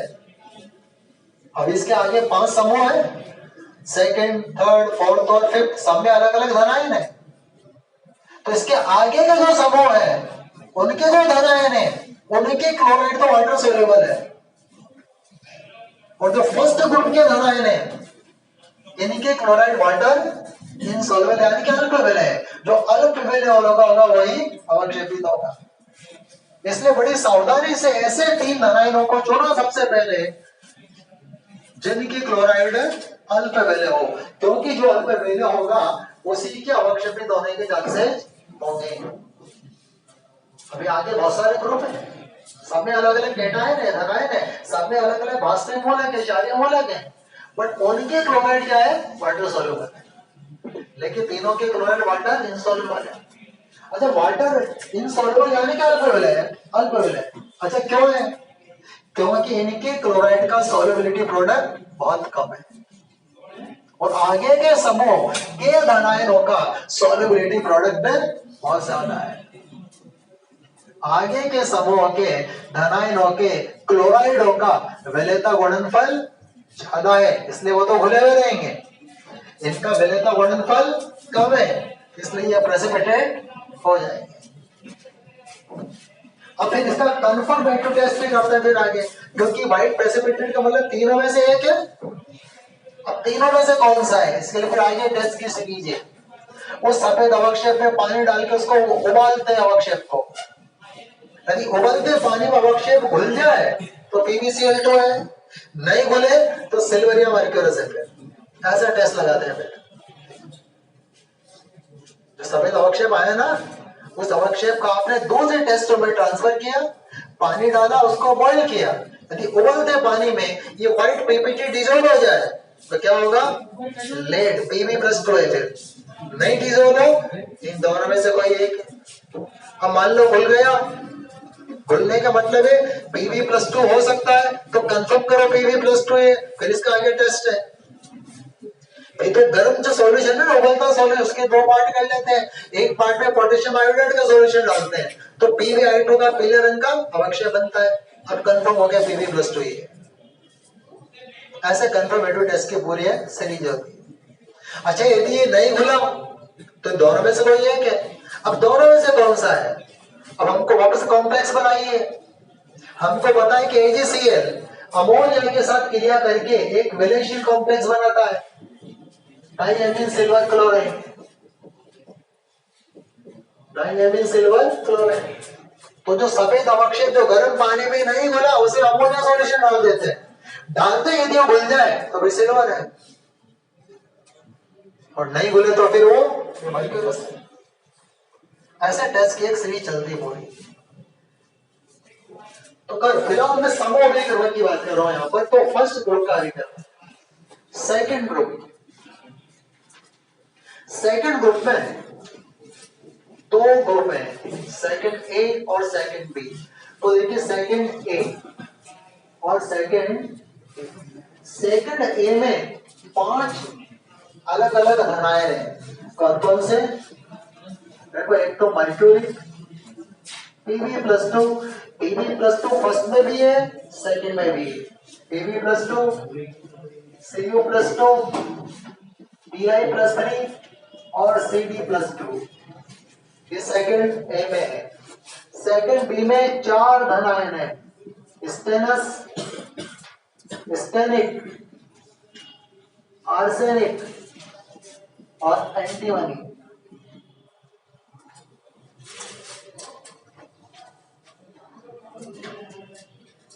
थोड़ा सा ध्यान रखना यहाँ पर, क्योंकि आप फर्स्ट टाइम इस तरह की स्टडी कर रहे हो, इसलिए थोड़ा आपके मुश्किल तो नहीं है लेकिन लगेगा ये। बट एक बार पढ़ लोगे ना, एग्जाम में बड़े आसान सवाल आए कंपटीशन में, और डेप्थ से सवाल नहीं पूछे कभी भी। कम से कम नीट और मेंस में तो एडवांस में तो कभी कभी डेप्थ से भी आ जाते हैं, बट नीट और मेंस में तो बड़े ऊपर ऊपर के सवाल आए अब तक। और यहाँ तक कि जो सवाल डी ब्लॉक में आपसे कहा था ना वो आगे होंगे, आप खुद ही कर लोगे, केवल ग्रुप रिएजेंट समझने के बाद ही हो जाएंगे वो, इसको डेप्थ में जाने की जरूरत नहीं पड़ेगी। अब आगे जरा देखिए, अब ध्यान देना, सेकंड ग्रुप का टेस्ट कब लगाएंगे? जब 0 और फर्स्ट ग्रुप एब्सेंट होगा। आपने पीछे बातें मत करो यार, सॉल्ट पे NaOH डाला, अमोनिया की गंध नहीं आई, 0 ग्रुप एब्सेंट, पूरे मिक्सचर को फेंक दिया, नया सॉल्ट लिया, उसका विलियन बनाया, उस विलियन में 1 और 2 बूंद HCl की डाली, सफेद अवक्षेप नहीं आया, सफेद अवक्षेप पर नहीं आया, तो फर्स्ट ग्रुप एब्सेंट। अब आएंगे सेकंड ग्रुप पर, 0 और फर्स्ट ग्रुप एब्सेंट होने की सूरत में आएंगे सेकंड ग्रुप पर। अब सेकंड ग्रुप का समूहीकरण क्या है? देखो समूहीकरण इतनी चतुराई से तय किए गए हैं कि सेकंड ग्रुप का जो समूहीकरण के वो क्या है? तनु HCl के साथ H2S गैस।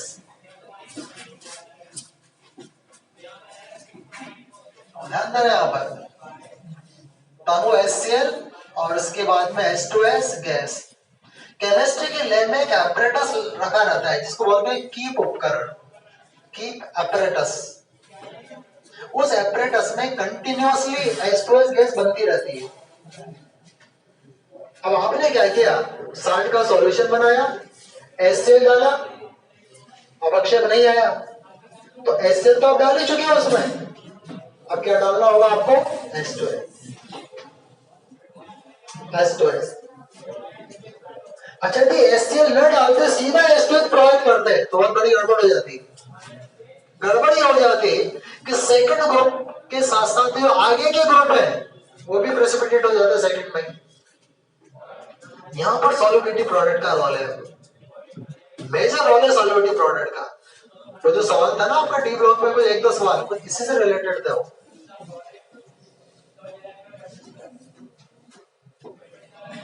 जैसे आप टेस्ट ट्यूब में H2S गैस प्रोवाइड करेंगे, हमारे रबड़ की ट्यूब में कांच की नली लगी रहती है केमिस्ट्री के लैब में, उस नली को पर्क नली में डालते हैं, थोड़ा सा नोजल खोलते हैं, H2S गैस के बुलबुले निकलते हैं, और जैसे बुलबुले निकलेंगे तुरंत आप देखोगे कि आपके टेस्ट ट्यूब के अंदर किसी के काला अवक्षेप, किसी के पीला अवक्षेप, किसी के नारंगी अवक्षेप बनना शुरू हो जाएगा। यदि इनमें से कोई रेडिकल होगा तो नहीं होगा, तो नहीं होगा कुछ। समूहीकरण वो अभिकर्मक होता है जो उस ग्रुप विशेष के धनायनों का अवक्षेपित करे। अन्य ग्रुप के धनायनों का अवक्षेपित न करें। अब क्योंकि हम जीरो ग्रुप तो पहले एब्सेंट सिद्ध कर चुके हैं, फर्स्ट ग्रुप पहले एब्सेंट सिद्ध कर चुके हैं, फिर सेकंड पर आएंगे। और फर्स्ट ग्रुप का ग्रुप रिएजेंट लगो HCl, ये H2S के पहले जरूरी है। इसलिए जरूरी है क्योंकि यदि आप HCl के बिना H2S प्रोवाइड कर देंगे तो हो सकता है सेकंड ग्रुप ना हो, इनमें से कोई रेडिकल आपके पास ना हो, फिर भी अवक्षेप आ जाए, क्योंकि आगे का ग्रुप ना मानो कोई, वो भी यहीं पर प्रेसिपिटेट होना शुरू कर देंगे। लेकिन हमारा मेन उद्देश्य क्या है कि सेकंड के बाद के जो ग्रुप है, तीसरा, चौथा, पांचवा, छठा, इनका तो अवक्षेपण ना हो, केवल द्वितीय समूह के धनायन का अवक्षेपण हो। इसलिए हम क्या करते हैं, HCl के प्रेजेंस में H2S प्रोवाइड करते हैं। अब HCl का रोल क्या है यहाँ पर, चलो रोल की भी बात करते हैं, पहले अवक्षेप कराते हैं। अवक्षेप किस चीज के बनेंगे, देखो सेकंड में बनेगा मर्क्यूरिक सल्फाइड का अवक्षेप। और देखना दोबारा डी ग्रुप का एक दो क्वेश्चन इसी से मर्क्यूरी के थे वो। लेड के केस में बनेगा लेड सल्फाइड का अवक्षेप, कॉपर के केस में क्योपरिक सल्फाइड, बिस्मुथ के केस में बिस्मुथ सल्फाइड और कैडमियम के केस में कैडमियम सल्फाइड का अवक्षेप। सेकंड बी में टिन के केस में stannous sulphide, stannic sulphide, arsenic sulphide और एंटीमनी सल्फाइड।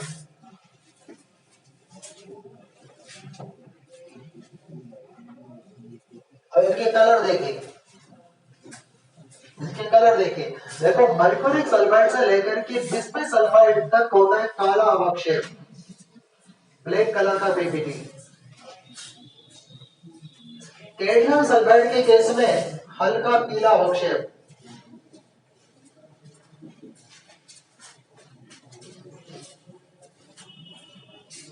टिन के केस में सलेटी अवक्षेप,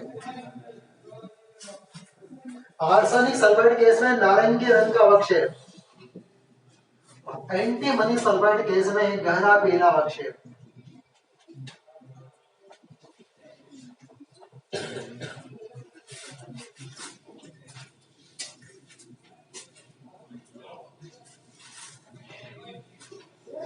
इस सेकंड ग्रुप में सबसे ज्यादा केटायन है,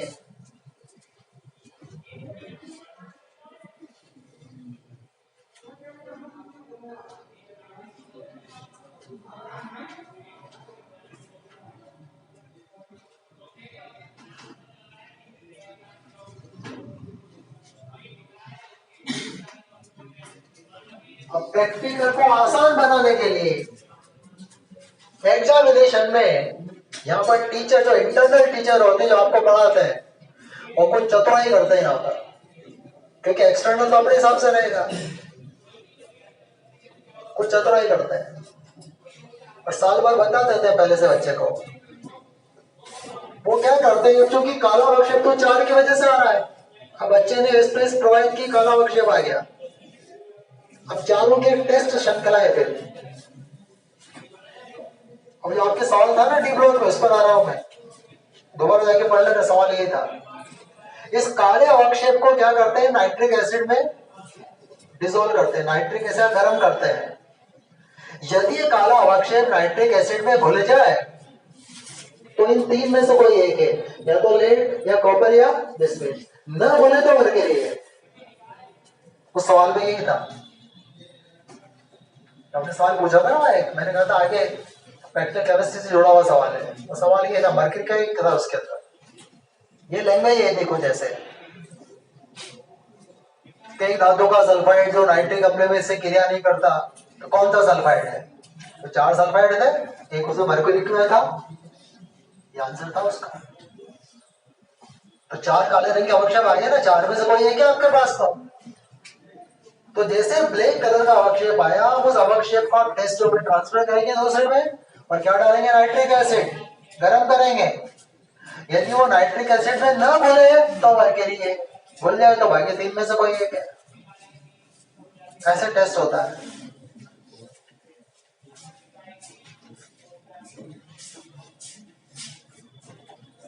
एडवांस में सवाल आता है मल्टीपल चॉइस में, कि धातु सल्फाइड जो नाइट्रिक अम्ल में घुल जाए हो सकता है, तो चारों ऑप्शन में दे देंगे तो तीनों बोलेंगे, तो मल्टीपल चॉइस वाला क्वेश्चन बन जाता है, लेड सल्फाइड, कॉपर सल्फाइड और बिस्मुथ सल्फाइड ऐसे। तो टीचर वहां पर चतुराई करता है, चतुराई ये करता है वो पहले से बताएगा भाई देखो काले में 4 में से कोई एक रखेंगे बस एग्जामिनेशन में, प्रैक्टिस के दौरान तो करा देंगे वो कहते हैं भाई हम तो बस काला है, काला कॉपर है, बस आप कॉपर की कोशिश करो, ठीक है। बाकी 3 के साल्टी हटा दोगे लैब में से ताकि एक्सटर्नल उनको ना ले सके। और टीचर बच्चे की हेल्प करते हैं थोड़े से, पहले जब नकल नहीं होती थी ईमानदारी से प्रैक्टिकल में फेल होते थे बच्चे, हम लोग प्रैक्टिकल में मतलब फेल तो नहीं है, बाकी किनारे पर पास हुए, किनारे पर कुछ समझ में नहीं आता था ना वो क्या था लेबोरेटरी में, शीशों में भरा क्या है रंग बिरंगा, डाल क्यों रहे, कैसे क्या निकल रही, पहले 2 महीने तक तो वो समझ में नहीं आता था कुछ, 2 महीना बड़ी मुश्किल है थोड़ा थोड़ा समझ में आने लगता था। पूरे साल करने के बाद भी कुछ पता ही नहीं चलता था वो कह रहा है कि बस तो किनारे पर जाकर के पास होते थे, किनारे पर जाकर के ज्यादातर बच्चे 80% बच्चों के ऐसे 30 नंबर का प्रैक्टिकल होता है, 30 नंबर का, तो किसी के 10 नंबर, किसी के 11 नंबर, किसी के जो टॉपर होता था ना, जो मेरिट आती ना स्टेट में जिसमें उसका आता था 20 से 22 नंबर, 30 नंबर बस। तो यहाँ पर क्या होता है देखिए, तो बच्चा इंटरनल करने के लिए बताया जाता है भाई यदि काला है तो मतलब कॉपर ही रहेगा दोबारा, है ना, इसलिए तो हेल्प में काम नहीं आती थी वहां हमारे, पता ही नहीं चलता था टीचर ने क्या बोला, लैब में घुसते दिमाग खराब हो जाता है बच्चों के, क्योंकि पुड़िया दे दी करो, सबको पुड़िया दे दी, चलो प्रैक्टिकल करो, अब करो क्या, कौन से शुरू करें, क्या करें, आधे ज्यादा तो पुड़िया रख करके इसको कोई खोल के देख रहा है, कोई क्या कर रहा है, टीचर कहे भाई कोई खाना खाना मत, ये प्रसाद नहीं है, खाना मत बिल्कुल भी, ये पॉइजन है जो हमें दिया जा रहा है, तो पॉइजन सुनते हाथ में नहीं लगा देते, नहीं हाथ तो लगा सकते हो, बस खाना सुनना मत इसको, तो पता ही नहीं चलता रहेगा करना क्या है इसका। वो कभी सॉल्यूशन बनाओ, अब सॉल्यूशन बने नहीं, पानी में घुलता ही नहीं था, सॉल्यूशन बनता नहीं था, तो बड़ा टिपिकल मामला था मेरे प्रैक्टिकल का, बड़ी मुश्किल से ही बच्चे समझ पाते थे। हाँ, तो वहां क्या करते थे टीचर, काले में से कोई एक रखते थे बस, हल्का पीला, ये बहुत स्पेसिफिक था कैडमियम, ये ज्यादातर बच्चों को दिया जाता था क्योंकि अवक्षेप का रंग बदल देता था कैडमियम में, इधर नारंगी अवक्षेप स्पेसिफिक है, गहरा पीला ये भी स्पेसिफिक है, यदि एक बार भी लैब में इसको यदि बच्चे ने देखा तो पहचान जाएगा ये एंटीबॉडी का है, नहीं अपने रंग उल्टा लिख दे रहा है, ये होता है गहरा पीला, ये कलर्स को एंटीबॉडी सल्फाइड होता है नारंगी।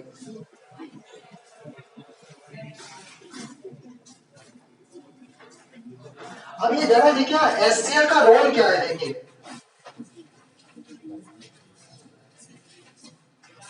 अब थोड़ा सा HCl के रोल को समझिए यहाँ पर,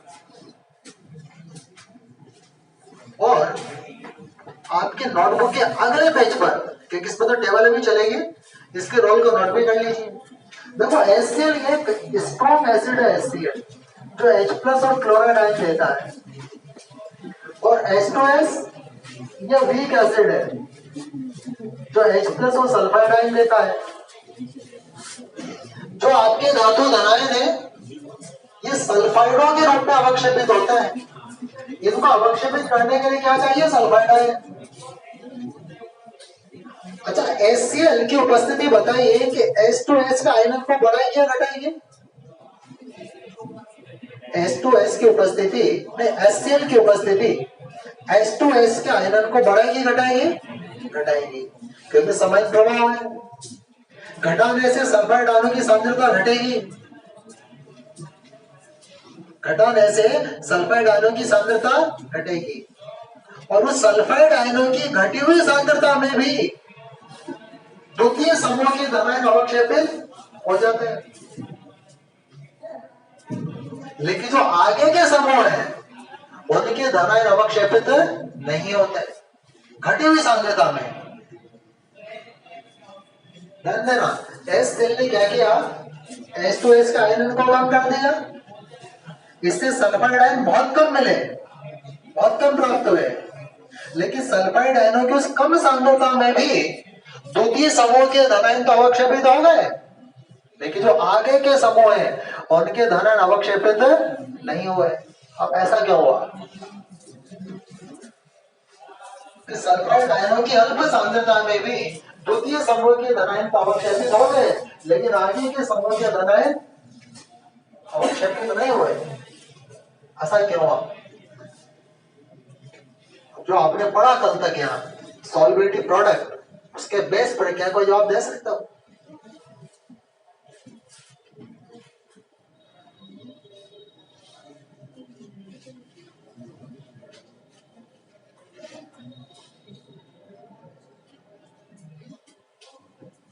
क्या कोई जवाब दिमाग में आ रहा है? हाँ बताओ।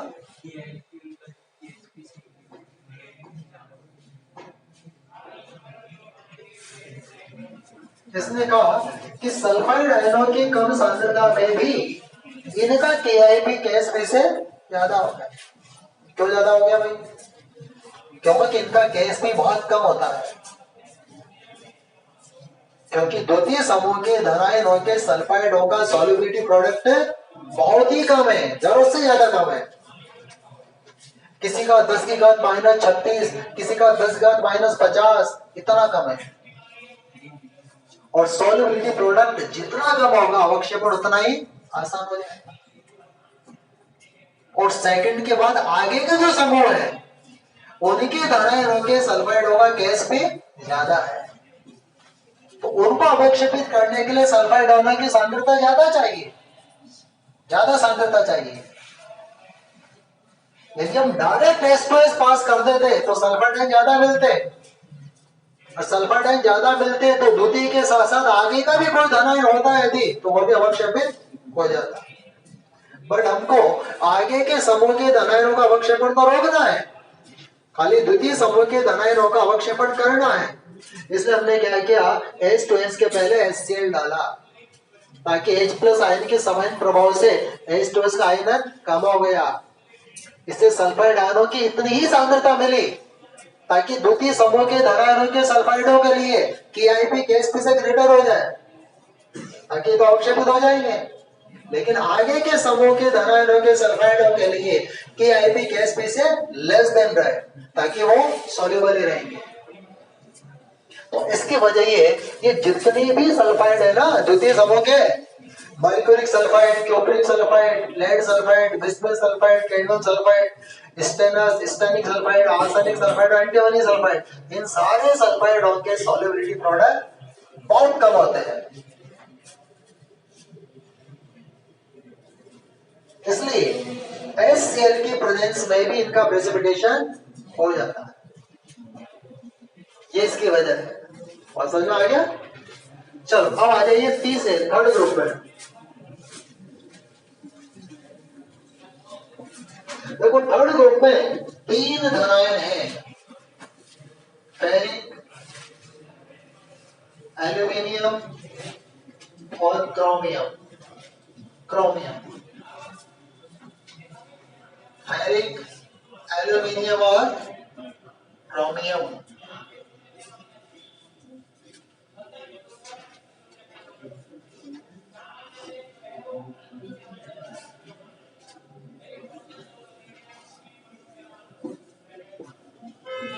अपना केमिस्ट्री की प्रैक्टिकल बुक्स है, तो प्रैक्टिकल बुक में देखना, उसमें सबके सॉल्युबिलिटी प्रोडक्ट वगैरह लिख रहे हैं उसमें।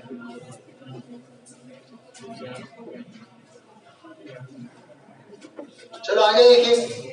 और देखो जब सेकंड से थर्ड ग्रुप पे आते हैं तो अभिक्रिया का माध्यम क्षारीय करना होता है। देखो 2 एक्स्ट्रा काम करने होते हैं यहाँ पर सेकंड से थर्ड में आने के पहले। सेकंड से थर्ड में आएंगे कब? सेकंड ग्रुप पे एब्सेंट होगा। क्या आपने ठोस पदार्थ में NaOH डाला, अमोनिया की गंध नहीं आए, जीरो ग्रुप एब्सेंट। फिर आपने ठोस पदार्थ का विलयन बनाया, तनु HCl डाला, सफेद अवक्षेप नहीं आया, फर्स्ट ग्रुप एब्सेंट। उसमें स्पेस पास की, इनमें से किसी कलर का अवक्षेप नहीं आया, सेकंड ग्रुप एब्सेंट। अब आएंगे थर्ड ग्रुप पर। लेकिन जब सेकंड से थर्ड ग्रुप पर आते हैं तो दो काम एक्स्ट्रा करने होते हैं। पहले वो सॉल्यूशन को उबालते हैं, बॉईल करते हैं सॉल्यूशन को। बॉईल क्यों करते हैं? ताकि खुली हुई H2S बाहर निकल जाए, इसलिए सॉल्यूशन को उबालते हैं। 1-2 मिनट तक उसको बॉईल करते हैं टेस्ट ट्यूब में। बॉईल करने का पर्पज एक ही है, ताकि जो सॉल्युबल H2S से बाहर निकल जाए। उसको बाहर निकालना जरूरी है। यदि बाहर नहीं निकालेंगे तो सल्फर आयन मौजूद रहेंगे, वो आगे ऑब्स्ट्रक्शन क्रिएट करेंगे।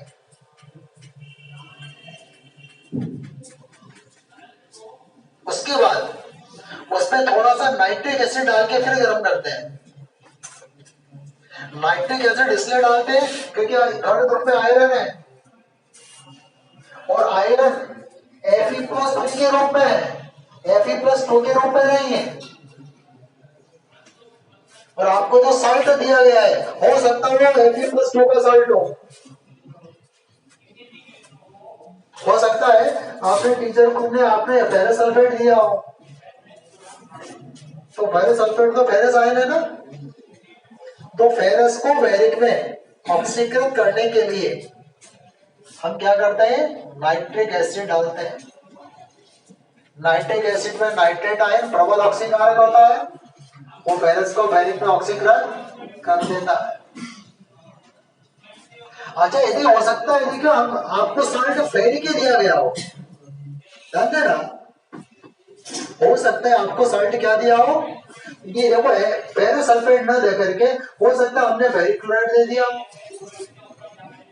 लेकिन तब भी नाइट्रिक एसिड तो डालना पड़ेगा। इसलिए डालना पड़ेगा क्योंकि आपका सारा का सारा प्रोसेस सेकंड ग्रुप से गुजर करके थर्ड ग्रुप पे पहुंचा है, और सेकंड ग्रुप में H2S अपचायक गैस है। ये गैस क्या करेगी? ये फेरिक को फेरस पे अपचित कर देगी, जबकि थर्ड ग्रुप का रेडिकल फेरस नहीं है, फेरिक है। फेरिक इसलिए क्योंकि फेरिक का जो पदार्थ बनेगा वह अवक्षेपित हो जाएगा, फेरस का अवक्षेपित नहीं हो पाता। तो जब सेकंड से थर्ड ग्रुप पर आते हैं तो दो एक्स्ट्रा काम करने होते हैं। एक, सॉल्यूशन को बॉईल करके H2S गैस को निकालना होता है। नंबर 2, उस विलयन में थोड़ा सा नाइट्रिक एसिड डालना होता है। नाइट्रिक एसिड का काम होता है फेरस को फेरिक में ऑक्सीकृत करना, क्योंकि थर्ड ग्रुप में फेरिक है, फेरस नहीं है। अब इसका समूह अभिकरण क्या है, ध्यान दीजिए। इसका समूह अभिकरण के पहले डालते हैं अमोनियम क्लोराइड, और सॉलिड डालते हैं, और इसकी प्रेजेंस में डालते हैं अमोनियम हाइड्रोक्साइड। अमोनियम क्लोराइड की उपस्थिति में अमोनियम हाइड्रोक्साइड मिलाते हैं।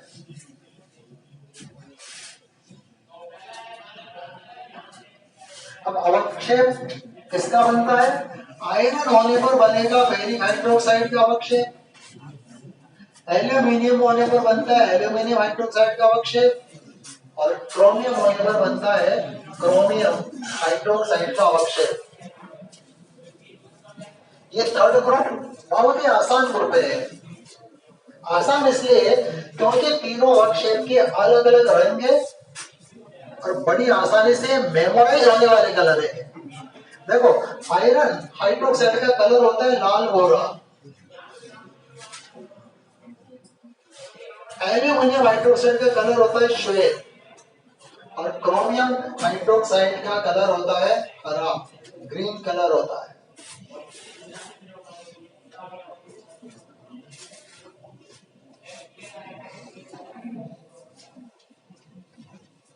समझाइए, क्योंकि तीनों के अलग अलग कलर है ना।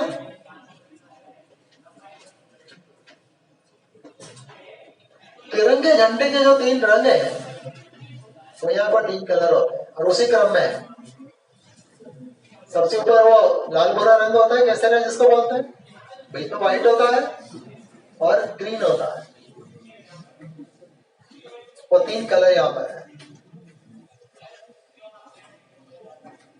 तो जैसे सेकंड ग्रुप से थर्ड ग्रुप पर आओगे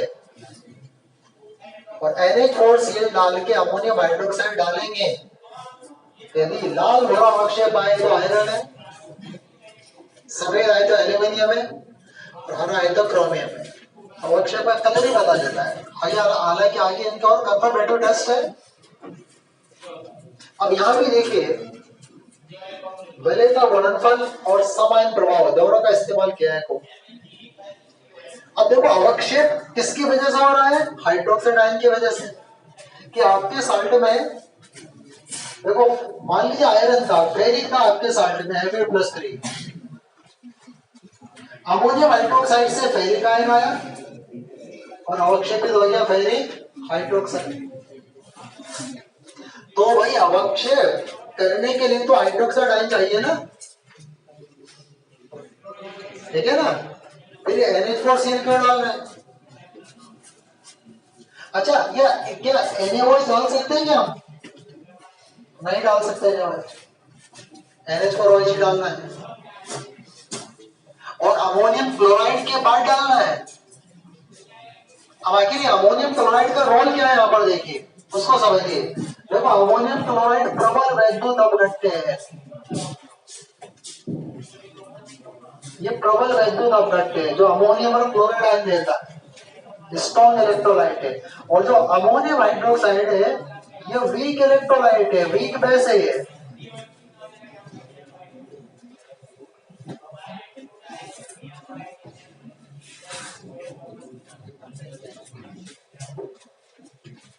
अब ध्यान दीजिए सेकंड ग्रुप में जो काम HCl कर रहा है वो यहां पर कौन करेगा? Ammonium chloride. अमोनियम क्लोराइड का अमोनियम हाइड्रोक्साइड के ऊपर कौन सा प्रभाव है? सवाइन प्रभाव। अमोनियम क्लोराइड की प्रेजेंस में अमोनियम हाइड्रोक्साइड का आयनन बहुत कम हो जाएगा। आयनन कम होगा तो हाइड्रोक्साइड आयन की सांद्रता भी बहुत कम होगी और उस हाइड्रोक्साइड आयन की अल्प सांद्रता में भी तृतीय समूह के तीनों धनायन तो अवक्षेपित हो जाएंगे। क्यों हो जाएंगे? क्योंकि इनका जो सॉल्युबिलिटी प्रोडक्ट है बहुत ही कम है। अच्छा यदि NH4Cl न डाल करके पहले अमोनियम हाइड्रोक्साइड डाल देते तो ये होता थर्ड ग्रुप के साथ साथ आगे के जो ग्रुप है उनके हाइड्रोक्साइड भी अवक्षेपित हो जाते हैं। अच्छा NH4OH न डाल करके NaOH डालते तो भी क्या होता कि NH4Cl भी स्ट्रॉन्ग इलेक्ट्रोलाइट है, यह भी स्ट्रॉन्ग इलेक्ट्रोलाइट है, तो इसका समान प्रभाव काम नहीं करता। हमें तो समान प्रभाव का इस्तेमाल करना है क्योंकि हमारा उद्देश्य क्या है कि तृतीय समूह के धनायन अवक्षेपित हो, आगे के समूह के धनायनों का अवक्षेपण न हो। इसलिए हम NaOH नहीं ले सकते, डायरेक्ट अमोनियम हाइड्रोक्साइड नहीं ले सकते, पहले आपको NH4Cl ही डालना पड़ेगा और फिर अमोनियम हाइड्रोक्साइड डालना पड़ेगा। तो तृतीय समूह के धनायन ही अवक्षेपित होंगे। तो यहाँ पर सॉल्युबिलिटी प्रोडक्ट का रोल है क्योंकि तृतीय समूह के धनायनों के हाइड्रोक्साइडों का विलेयता गुणनफल बहुत कम होता है। ये जो 3 हाइड्रोक्साइड हैं जिनके कलर तिरंगे झंडे के 3 रंगों के जैसे हैं, इनका जो सॉल्युबिलिटी प्रोडक्ट है जो KSP है बहुत कम है और सॉल्युबिलिटी प्रोडक्ट जितना कम होगा KIP उतनी आसानी से KSP से ग्रेटर हो जाएगा और उसका प्रेसिपिटेशन हो जाएगा। ये थर्ड ग्रुप की बात। अब आ जाइए फोर्थ ग्रुप।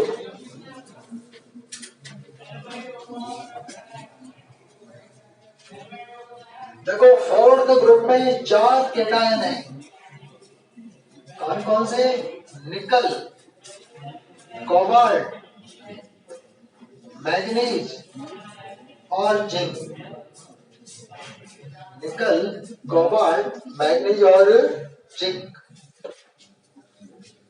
4 इसके अंदर कैटायन है।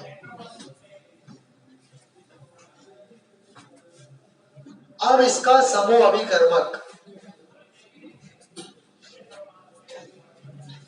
देखो मैं आपकी नॉलेज के लिए बता दूं, समूह अभिकर्मक चलो बाद में लिखते हैं, पहले इनके अवक्षेप देखते हैं। इनके भी सल्फाइड ही अवक्षेपित होते हैं। द्वितीय समूह के सल्फाइड होते हैं ना, चतुर्थ समूह के भी सल्फाइड ही अवक्षेपित होते हैं।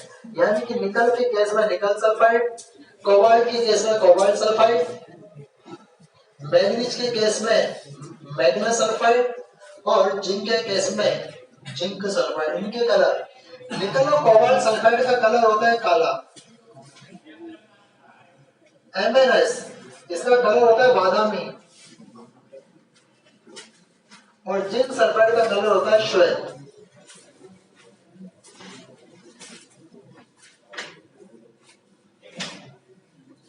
अब जरा थोड़ा दिमाग लगाओ कि सेकंड ग्रुप में भी सल्फाइड ही है और फोर्थ ग्रुप में भी सल्फाइड, लेकिन फोर्थ ग्रुप के सल्फाइड सेकंड ग्रुप में अवक्षेपित नहीं हो रहे।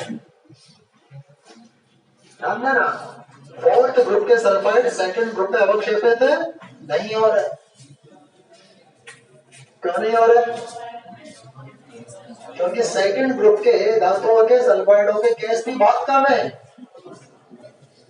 फोर्थ ग्रुप के धनायनों के सल्फाइडों के केस भी सेकंड ग्रुप से ज्यादा है।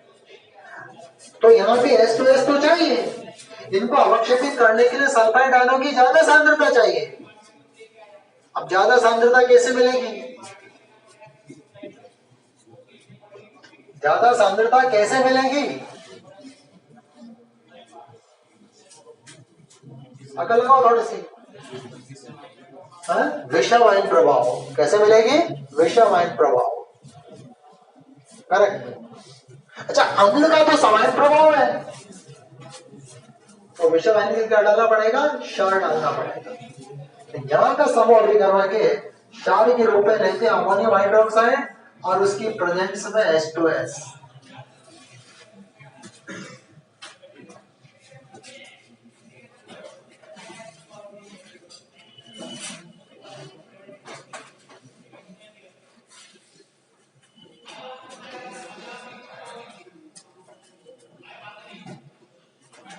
जब आप प्रैक्टिकली बुक्स में देखोगे ना, तुम्हारे इनके पहले तो गुणनफल दे रखे हैं। द्वितीय समूह के धातु सल्फाइड हो गए भाई और चतुर्थ समूह के धातु सल्फाइड हो गए। बहुत बड़ा अंतर है इनके सॉल्युबिलिटी प्रोडक्ट में। इनका सॉल्युबिलिटी प्रोडक्ट आएगा 10 की घात -36 कोटि में, इनका आएगा 10 की घात -8 -10 -12 ऐसा होगा। इनके प्रेसिपिटेशन के लिए सल्फाइड आयन ज्यादा चाहिए क्योंकि इनका सॉल्युबिलिटी प्रोडक्ट बहुत ज्यादा है। तो KIP को KSP से ग्रेटर करने के लिए ज्यादा सल्फाइड आयन चाहिए और इसके लिए हम काम में लेते हैं क्षारीय माध्यम। तो अमोनियम हाइड्रोक्साइड क्या करता है कि ये आयोनाइज होकर के हाइड्रोक्साइड आयन देता है और H2S आयोनाइज होकर के सल्फाइड आयन देता है। तो वही ये लगेगा विषम आयन प्रभाव। यहाँ पर ये H+ OH से गिरा करके न्यूट्रलाइज होगा, इससे H2S का आयनन बढ़ेगा। विषम आयन प्रभाव लग रहा है, इसलिए H2S का आयनन बढ़ेगा। आयनन बढ़ेगा तो सल्फाइड आयन की सांद्रता बढ़ेगी, सांद्रता बढ़ेगी तो ही KIP KSP से ग्रेटर हो पाएगा और अवक्षेपण होगा।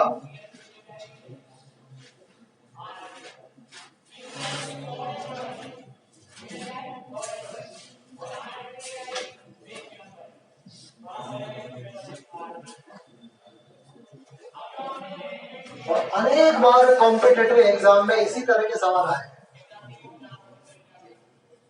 कभी ऐसा सवाल आया है कि HCl में H2S गैस पास की कौन अवक्षेपित होगा? अब अवक्षेपित होने में सेकंड का कोई एक दे देते हैं और बाकी 3 फोर्थ क्या दे देते हैं। ना बात ऐसा कौन अवक्षेपित नहीं होगा, तो वहां पर क्या करेंगे, सेकंड के 3 दे देंगे, और का 1 दे दिया जाता है। ये अपने बात की फोर्थ। चलो ठीक है, आज तो टाइम हो गया, बाकी नेक्स्ट क्लास में देखेंगे अभी, है ना। आज बस ये खत्म कर देंगे क्वालिटेटिव एनालिसिस में सॉल्युबिलिटी प्रोडक्ट वाला। फिर अच्छा, इस बार तुम्हारी कल भी क्लास रखी है केमिस्ट्री, हाँ कल भी रखी है, और कल चैप्टर खत्म में तो करना है ना, और इसके बाद वो रियल गैस ही पढ़नी है अभी, गैस स्टैंड है ना, रियल गैस। आइडियल गैस तो ठीक है पढ़ लिया तुमने, रियल गैस उसमें कंप्लीट करेंगे अपन जाके।